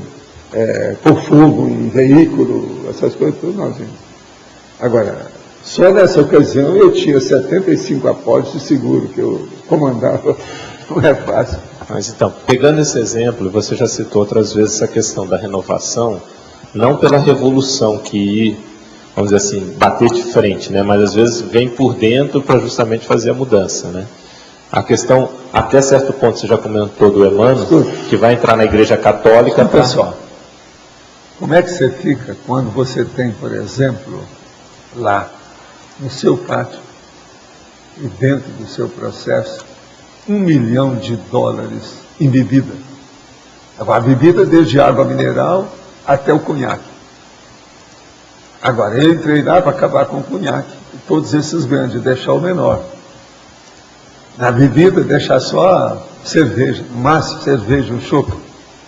Mas acabar com tudo mais. Eram 35 beberagens, tudo de destilado, tudo bravo. Agora, $1 milhão lá dentro, aquilo foi tudo reduzindo a situação toda. Isso, para começar, era um movimento. Outra coisa, para começar, num dos pontos que nós trabalhamos, tinha 25 mil pontos, entre bares e restaurantes que eu trabalhei. Sou noturno assim. Agora eu via aquilo tudo, porque meu pai bebia cerveja faixa azul, que era da Antártica, na época dele. E criou os problemas todos para ele, não era uma saída para ele. Eu vi tudo o que é o processo de alcoolismo, nunca fui envolvido com isso. Então eu era uma pessoa que estava lá, eu fui introduzido lá dentro. Agora, que você era um distribuidor, que não era nem da matriz. A matriz era fora do... Eu era do conselho consultivo da fundação, que é a principal acionista da empresa toda. Então, presta atenção na minha condição. Só para entender, o que você fez? Eu estava na ponta do lado, que é um local apenas de prestígio político, onde tinha ex-ministros, o intelectual do ano, e eu no meio deles. E aqui embaixo, junto com o vendedor, o cara que vê aquilo, do bar, do restaurante, da boate. Você está entendendo? E eu, antenado com tudo, para ver como é que faz para abençoar todo mundo e acabando com tudo que não prestava. Então, mas isso não podia colocar ninguém na rua, não podia piorar o destino de ninguém, tinha que arranjar emprego quando você mandasse o povo para a rua, tinha que acertar tudo. Tá, mas só fala o seguinte, o que você fez realmente de prático para ir tirando esses produtos? Nós, o que você fez? Você levou isso para a diretoria? Não, o que foi? Primeiro você mostra e vende tudo. Beleza. Muito bem, alto nível, você tem que mostrar que está sendo produzido. Está ali uma temporada, foram alguns anos disso, para depois ir aquilo sendo substituído. Sim, a situação, substituir ambiente, os pontos, as bebidas, tudo. Mas como você convenceu a diretoria a substituir? Não, eu não convenci. Em distribuidores. Eles entraram pelo lado deles, eu entrei pelo meu. A parte prática, no Rio de Janeiro, era com a gente. Que era a segunda maior. Não, e lá é que a mais séria era lá. Na verdade, não era São Paulo. Lá era maior. Por isso que é que eu entrei lá. Se tivesse sido em São Paulo, possivelmente ele teria me pedido para ir para São Paulo. Mas eu falei que eu não queria ir para São Paulo, porque eles queriam que eu fosse para São Paulo todo dia. Agora, teve época que eu tinha casa em São Paulo e no Rio. Pois eu cortei. Agora veja, tudo de caso pensado. Eu tinha banho de energia com as coisas que eu fazia. Agora, eu lá dentro. É o nosso amigo policial trabalhando lá com a turma, lá dentro. Você está entendendo? Porque, gente, não adianta você ficar teórico, está falando as coisas muito bonitas, falando aí, fazendo discurso, ou escrevendo e ficando nisso. Não, tem que vivenciar o negócio. Para dar exemplo lá dentro, para melhorar a coisa, senão não adianta nada. Agora, ó, eu falo isso, que agora já se passaram muitos anos. A própria fundação, eu deixei em 93, já são 17 anos. Muita gente que tinha na ocasião já dessomou. Eu agora posso falar isso que não vai. Outra coisa, as empresas todas mudaram. Fizeram aí as merges, né, o processo da fusão, né, e tudo mudou, eu nem sei como é que é hoje, aí está tudo mudado. Ainda tem gente da época. Muitos desses que estão aí, que são da época, não sabia nada do que eu estava fazendo lá dentro.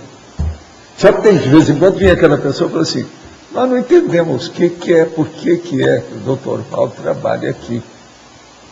Ele é uma pessoa bem intelectual, tem um monte de livro, que não sei o que ele faz. Por que ele está? Você entendeu? Agora, a hora que eu vi que o negócio ficou pronto, a gente foi fechando as empresas. Você sabe, fechar a empresa é pior do que abrir.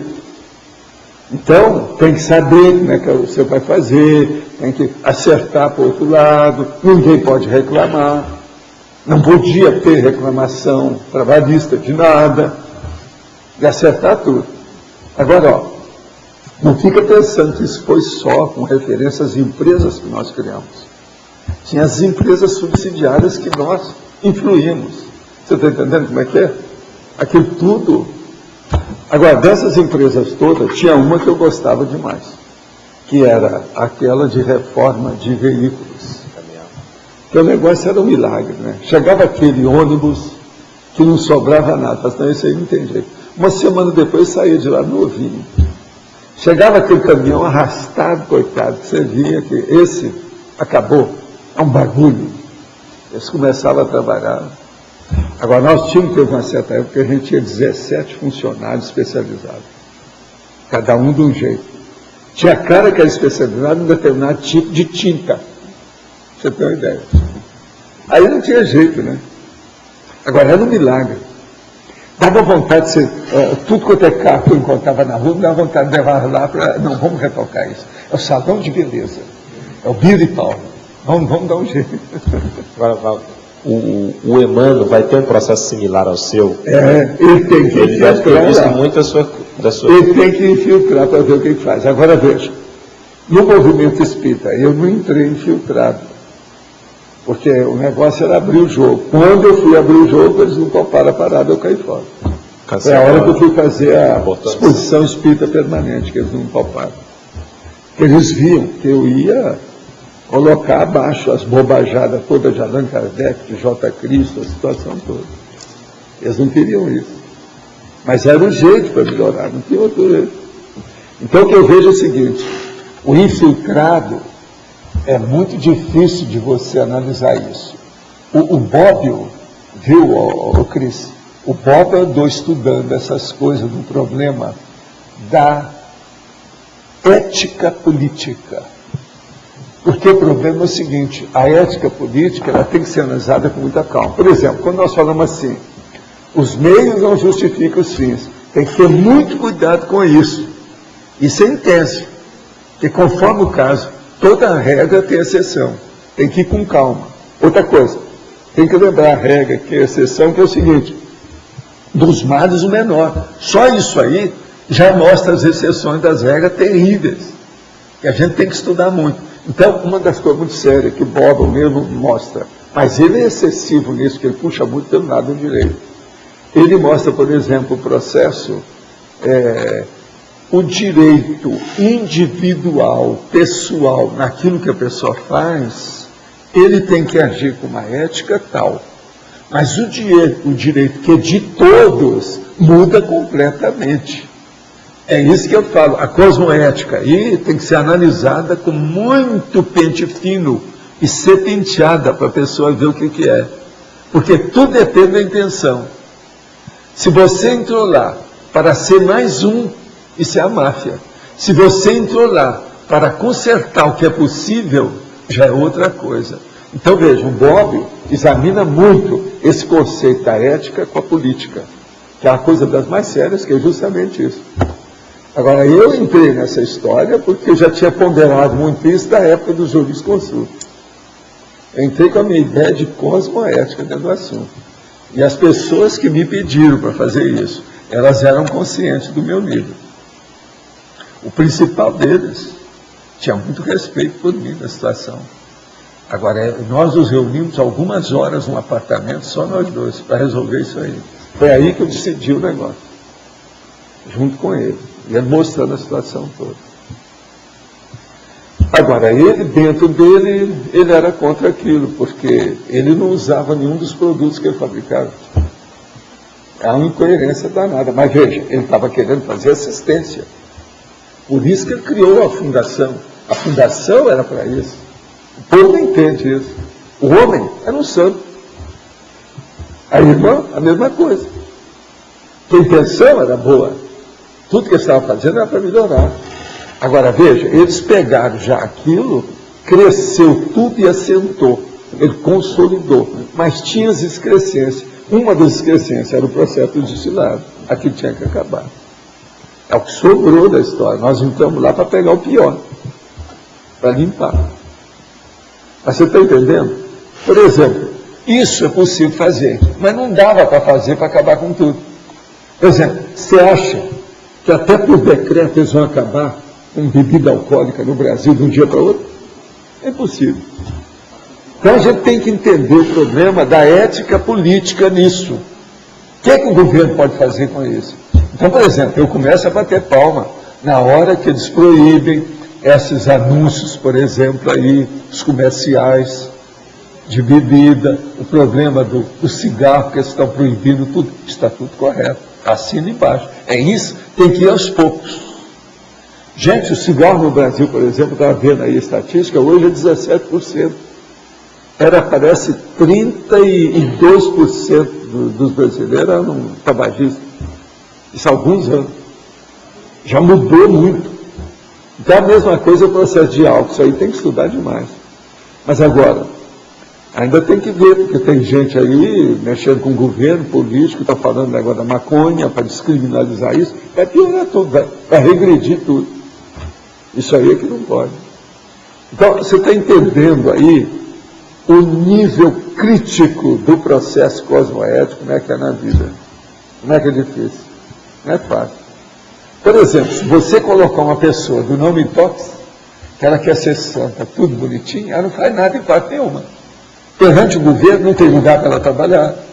Perante as empresas, principalmente industriais, ela não tem lugar para trabalhar.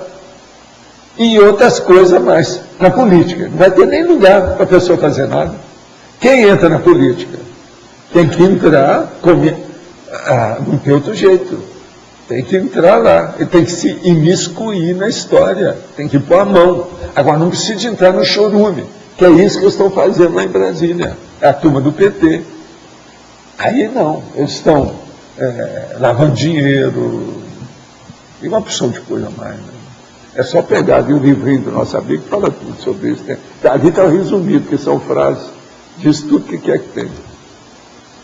Agora aqui. Quem guia o teleguiado, ele tem alguma autonomia? Olha, você precisa estudar que existe um negócio que é o seguinte, nós aqui já temos uma opção de gente que é mini peça, autoconsciente, que pertence a um mecanismo multidimensional interassistencial. O teleguiado é disso, da diretoria. Nós somos da periferia, ele é da diretoria. Agora aqui, estou estudando o conscienciograma. Gostaria de ampliar as associações e aprofundar o entendimento da questão 238, bioenergética, folha de avaliação 12, sexo chacralidade com sim sexo chakra. Qual o seu desempenho íntimo evoluído do sexo chakra na função de primeira chave da vida humana bioenergética. Isso aqui está na página 75 do livro. É a primeira chave. Como assim? Sim, o sexo chakra é a primeira chave em matéria do processo de energia de vida pré-kundalini. A pré-kundalini é a geoenergia. Vem para os chakras secundários plantares. É daí que vai para a kundalini, que é o sexo chakra propriamente dito. Lá é a pré-kundalini, que é onde você anda. Onde você anda, você tem contato com a matéria direta, a matéria concreta. Isso tudo aí é a primeira. É aí que nós temos que pensar. Como é que você sai dessa? Da pré-kundalini, por exemplo, isso vai para a kundalini. A kundalini é o sexo chakra. Aí vai para o umbilico chakra. Como é que você funciona com isso? Até chegar no coração, que é o cardio chakra. E tem aquele que espalha tudo, que é o esplênico chakra. Isso aí que nós temos que ver. Qual o seu desempenho íntimo evoluído do sexo chakra na função de primeira chave da vida humana bioenergética? Por exemplo, seu sexo chakra funciona direito? Eu não estou falando só se é um problema de você ter uma vida sexual plenamente tranquila ou qualquer coisa nesse sentido. Mas, por exemplo, quais são as suas fantasias sexuais? Você tem? Como é que é isso? Começa a pensar por aí que você vai começar a entender. Eu dei curso sobre esse assunto, sexomática, durante 15 anos. Agora, eu tinha 99 assuntos para debater em cada curso. Os cursos eram 6 horas, primeiro de mulher, depois de homem. Uma consim pode fazer curso e leituras de livro no extrafísico para dinamizar sua pesquisa em determinado assunto? Não, às vezes, quando a consim tem mérito, o amparador leva a pessoa fora do corpo, dentro de uma parapsicoteca, para ela ter, em alguns, um minuto, ela tem uma noção de um século. Depende do que é que se passa nessa situação. E isso, então, é muito melhor que ele ler um livro à toa. Isso é bobagem. Não existe essas coisas. O processo é muito mais denso, direto e mais eficaz. Quem é que está? Você? Fala. Suvaldo, sobre essa questão do infiltrado cosmoético, seria então uma tendência na reurbanização planetária ter mais infiltrados nas instituições assim, planetárias em geral? Ou é um outro caminho assim para essa cosmoética destrutiva? A conclusão que eu já cheguei pensando nisso desde a década de 70 é que da agora para frente essas coisas vão acontecer. Direto. Inevitavelmente. Você já percebeu uma coisa? Como a palavra infiltrada, infiltração, ela começou a ser falada mais ultimamente? Isso não era assim. Pois é, mas não é só isso. Antes quase não se falava nisso. No entanto, dentro do processo de militar, etc., tal, todo mundo já conhecia essa expressão. Agora, em termos assim de arcabouço, de preparação, infraestrutura, vamos dizer assim, para acontecer isso, o que é que precisa, assim, dentro dessas empresas? Precisa, eu acho, de parapsiquismo. Parapsiquismo. Precisa ter essa... Se não fosse o meu parapsiquismo, eu estava perdido. Eu ia entrar no Mesrex, ia me criar um problemão danado. E eu não teria a assistência que eu tenho hoje, de modo algum. Eu passar por tudo isso e sair incólume, indeso, ileso, indene, limpinho, não é fácil. Você já viu, suor que eu tive, não é fácil. Eu sei das coisas que eu tive que fazer.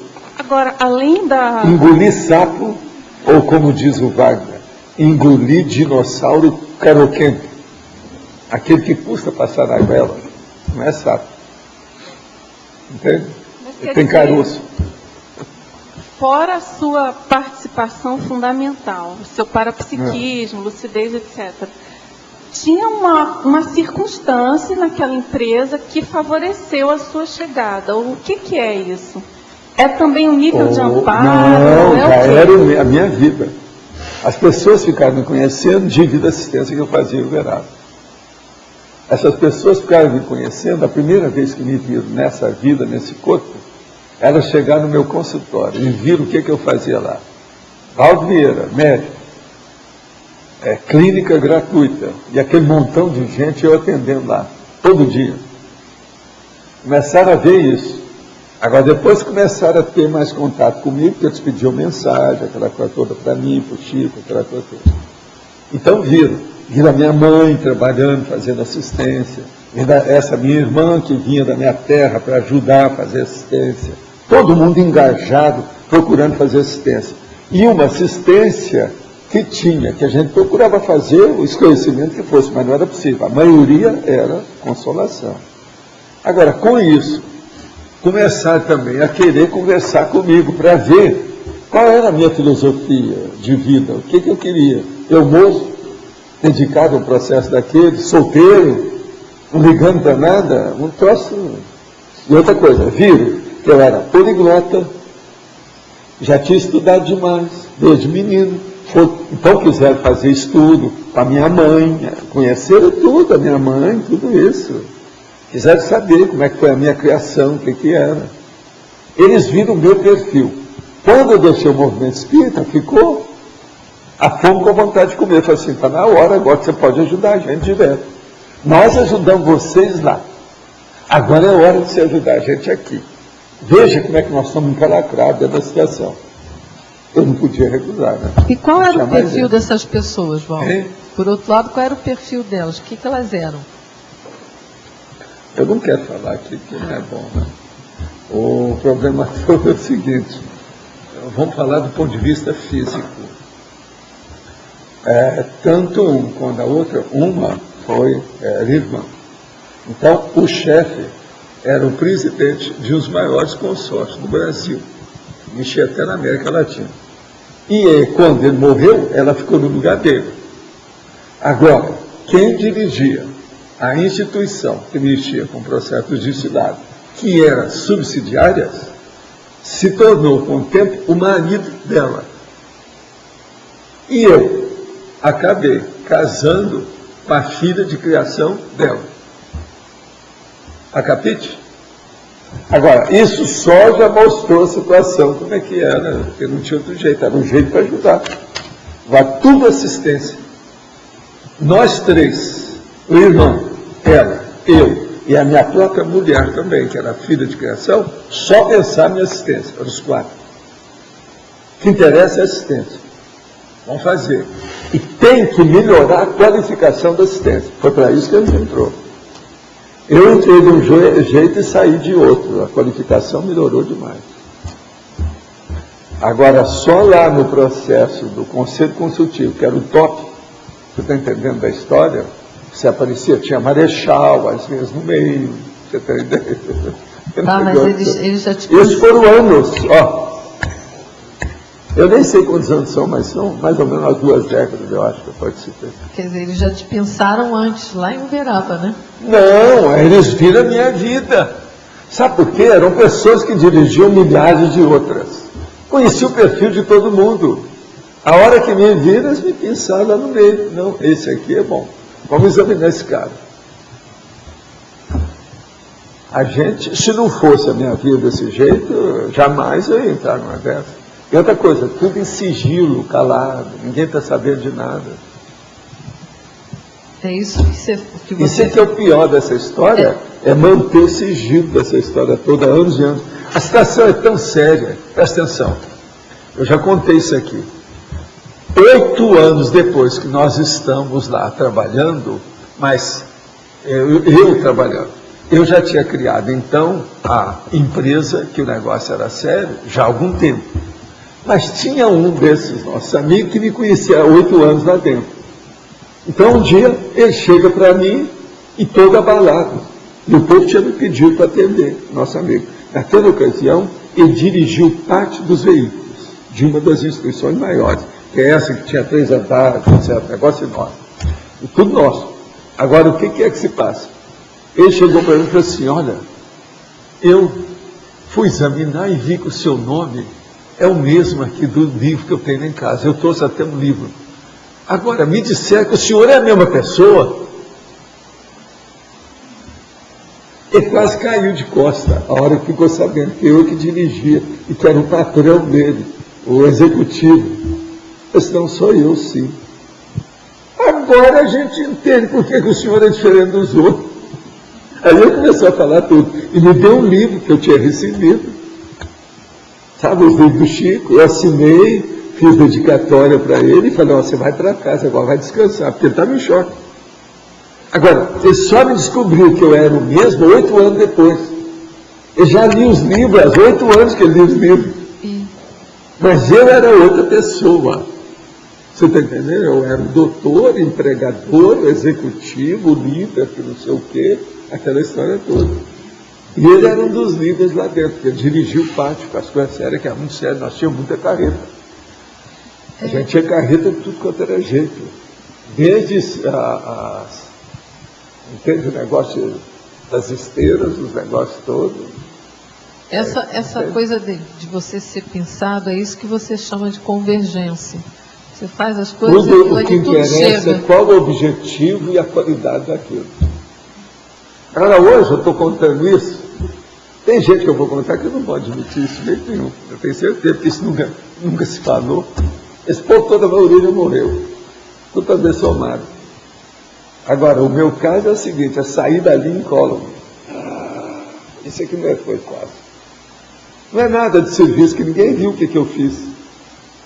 Mas são os resultados da coisa. O negócio saiu do comércio. Está entendendo? E sem causar alarde. Não abalou ninguém.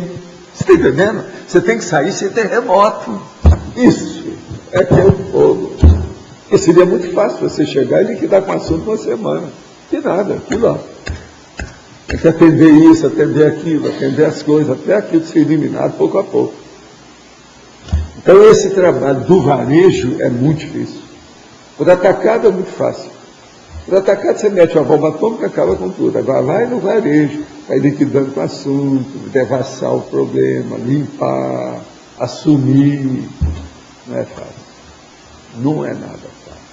E os problemas que tem nisso? O envolvimento. Professor, apenas para colaborar com o assunto ou infiltrado ou pensado, né, também a questão da cosmoética nesse trabalho, esse filme Avatar, que saiu recentemente, aborda isso, né? Aborda? Aborda. Eu ainda não vi o Avatar. Não, se as pessoas quiserem observar, vale a pena. Tem a porção de bobagem. Estou esperando ele virar, dividir. Quando eles dividiram o Avatar, fica cansado de ver barulho e bagunça, né? Mas interessante que ele fala da projeção induzida, fala do O cara que fez esse filme falou que o filme tem uma indução muito grande, é questão de despertamento. Que todo mundo que quando começa lá, certos personagens, estão despertando o cara para ele acordar. Uhum. E isso é uma mensagem que ele está fazendo no filme.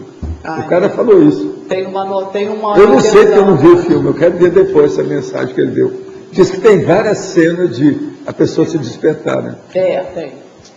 Isso aí é interessante. Hein?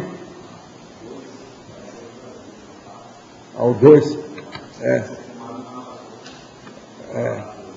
Ontem, não vão meter o pau na Amazônia, não. Eles querem impedir a construção de uma usina lá em Belém, no Pará, em Belém do Pará. Inclusive o Cameron Diaz estava ontem em São Paulo. Eles estavam plantando lá uma... James Cameron, Cameron Diaz eu não sou muito favorável à trucagem cinematográfica. Questão exagerada demais. Eu gosto da coisa mais do natural. De modo que vamos ver o que fizeram. Né? Agora na Amazônia, de modo geral, às vezes a tapiação da imaginação é boa. Né? Ele recebeu uma crítica de uma índia que falou que tinha muita violência no filme, que aquilo não batia com a realidade da questão indígena. Ele vai levar isso para o filme. Pois é, isso aí é o que eu estou falando. Se de ver como é que é isso. Quando entra essa trucagem cinematográfica, é muita ação. A ação geralmente tem violência. Agora aqui, estou prestes a iniciar um trabalho da conscienciologia dentro de um grupo religioso que atua em várias linhas.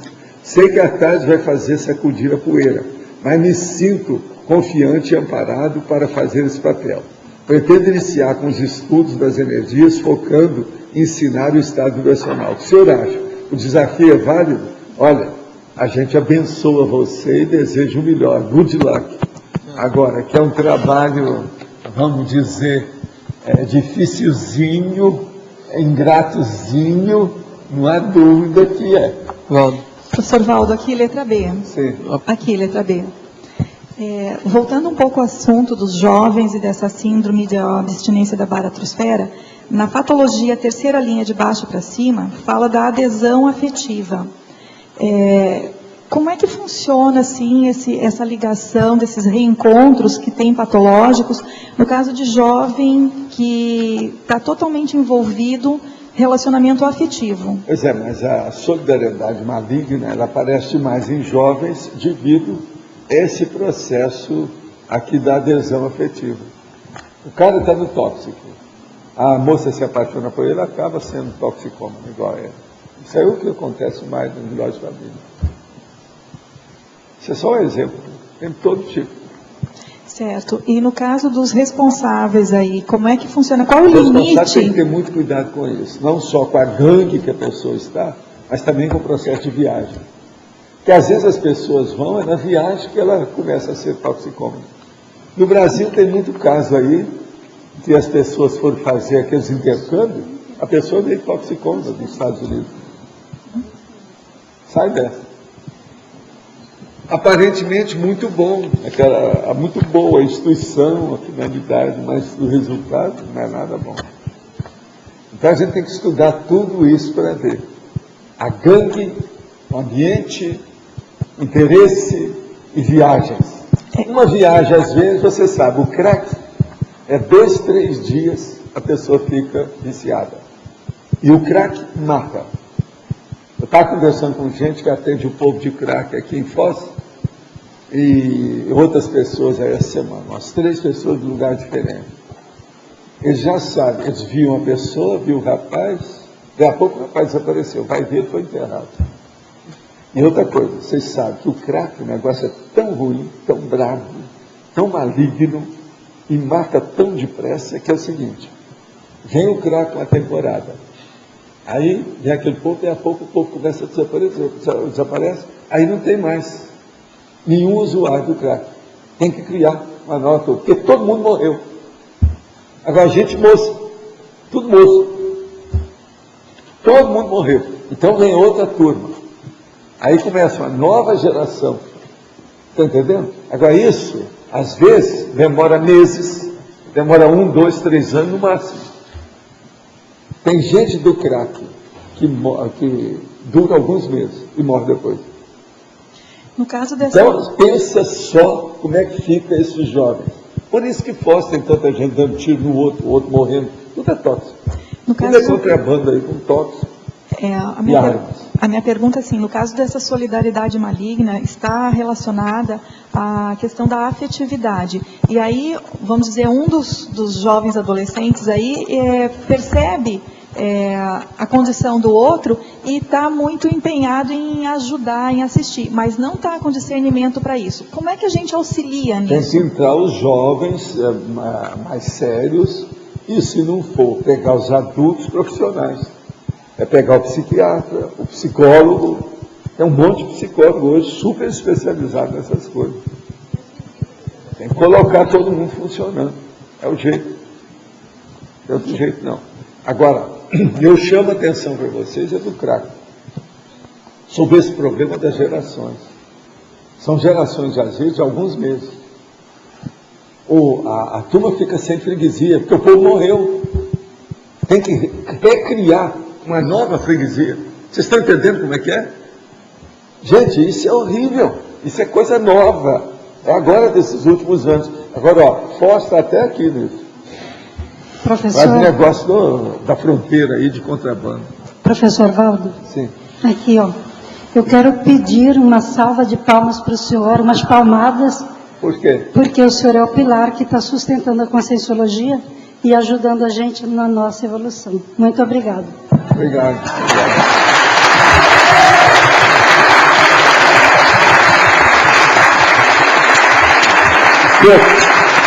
Quero falar uma coisa para vocês. Hoje eu não estou comemorando meu aniversário. Eu estou comemorando uma coisa muito mais séria para mim. Eu estou comemorando o 50º do meu infarto. Está fazendo agora 50 anos que eu fui infartado. Todo mundo que falou que eu ia morrer já dessomou. Eu estou vivo.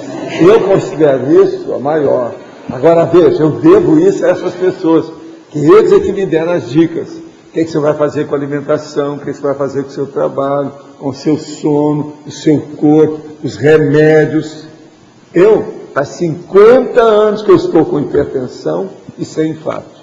Uma outra coisa, isso foi em 1960.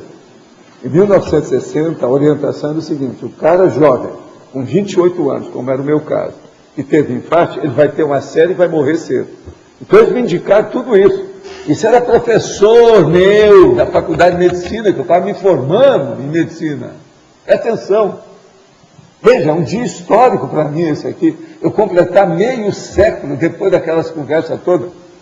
Todo mundo já foi enterrado, tem muito pouca gente naquela época que aguentou, que já era mais velho do que eu.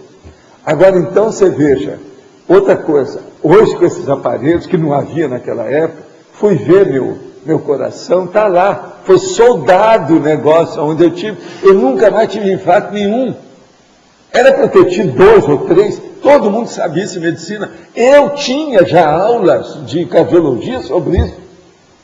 Agora, o que me ajudou, esse povo todo me ajudou demais, e que me ajudou demais também, foi que eu sabia disso e era acadêmico de medicina, estava me formando. Eu estudei um bocado de cardiologia. Agora, o que se passa? Eu mesmo me dediquei, quando os médicos chegaram, que fizeram a junta por mim, eu já tinha me medicado. Aquilo me salvou.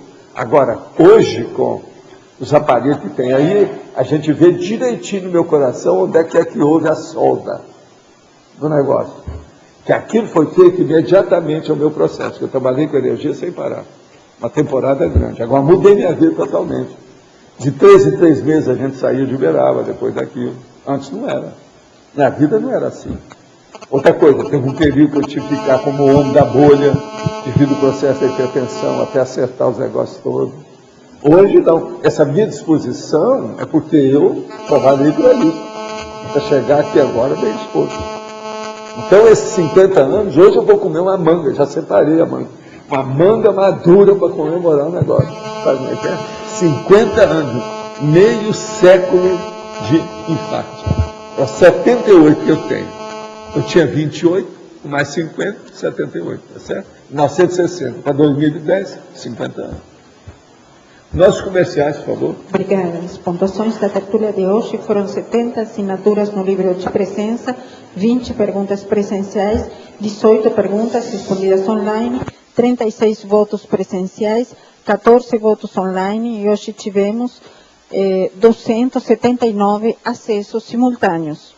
Hoje vamos ter 4 recados. Flávia, imersão processioterápica em Foz do Iguaçu. Marisabel, balanço da CICES. Elizabeth, acoplamentário. E Osvaldo, noite cultural. Boa tarde, pessoal. Faltam 18 dias para o curso Imersão Processioterápica, que vai ser realizado aqui em Foz do Iguaçu. Será o primeiro curso de campo a ser realizado aqui no campus da Consciência Terapia. Então, gostaria de chamar a atenção para uma atividade específica durante o curso. Durante os campos, do sábado e domingo pela manhã, cada aluno terá a oportunidade de fazer perguntas ao EPICOM. Tá? Então, todo mundo vai ter essa oportunidade durante o curso. Para mais informações, podem me procurar hoje à tarde na OEC ou então entrar em contato com o telefone 3025-1404. Obrigada.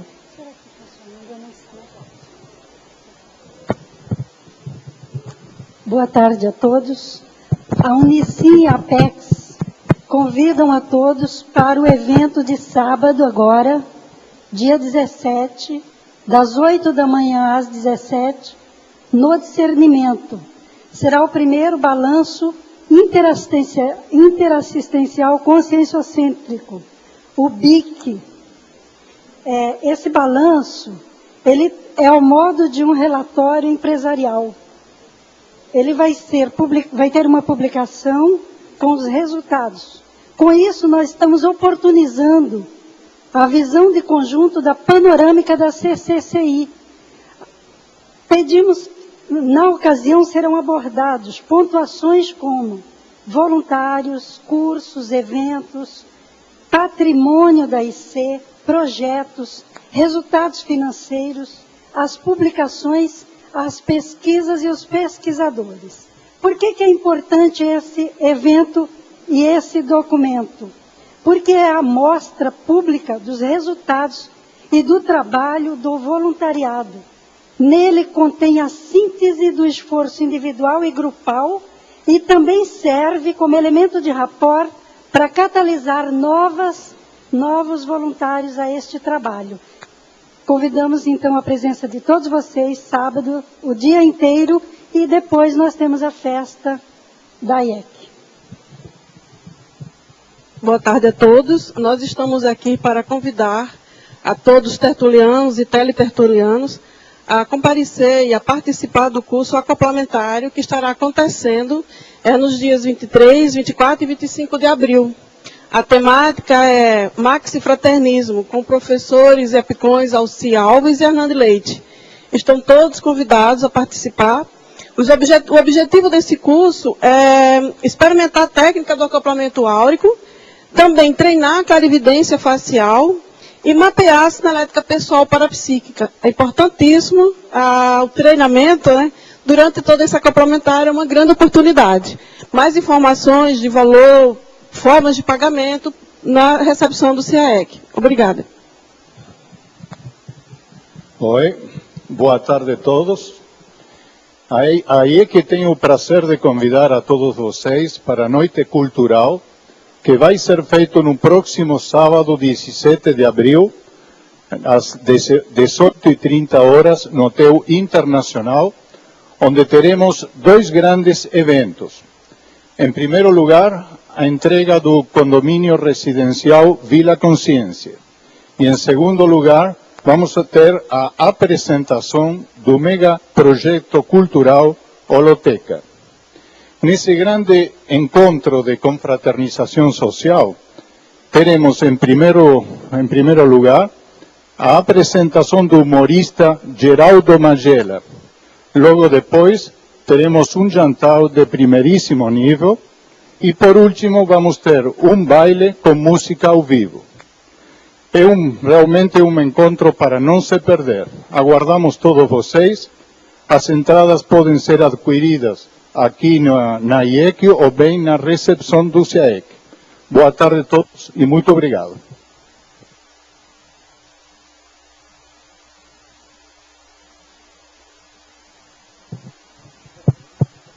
Para amanhã teremos o verbete Canga Tribal, da especialidade Parapatologia, e quarta-feira o verbete Irrazão, Autorraciocinologia. Obrigado a todos e uma boa tarde.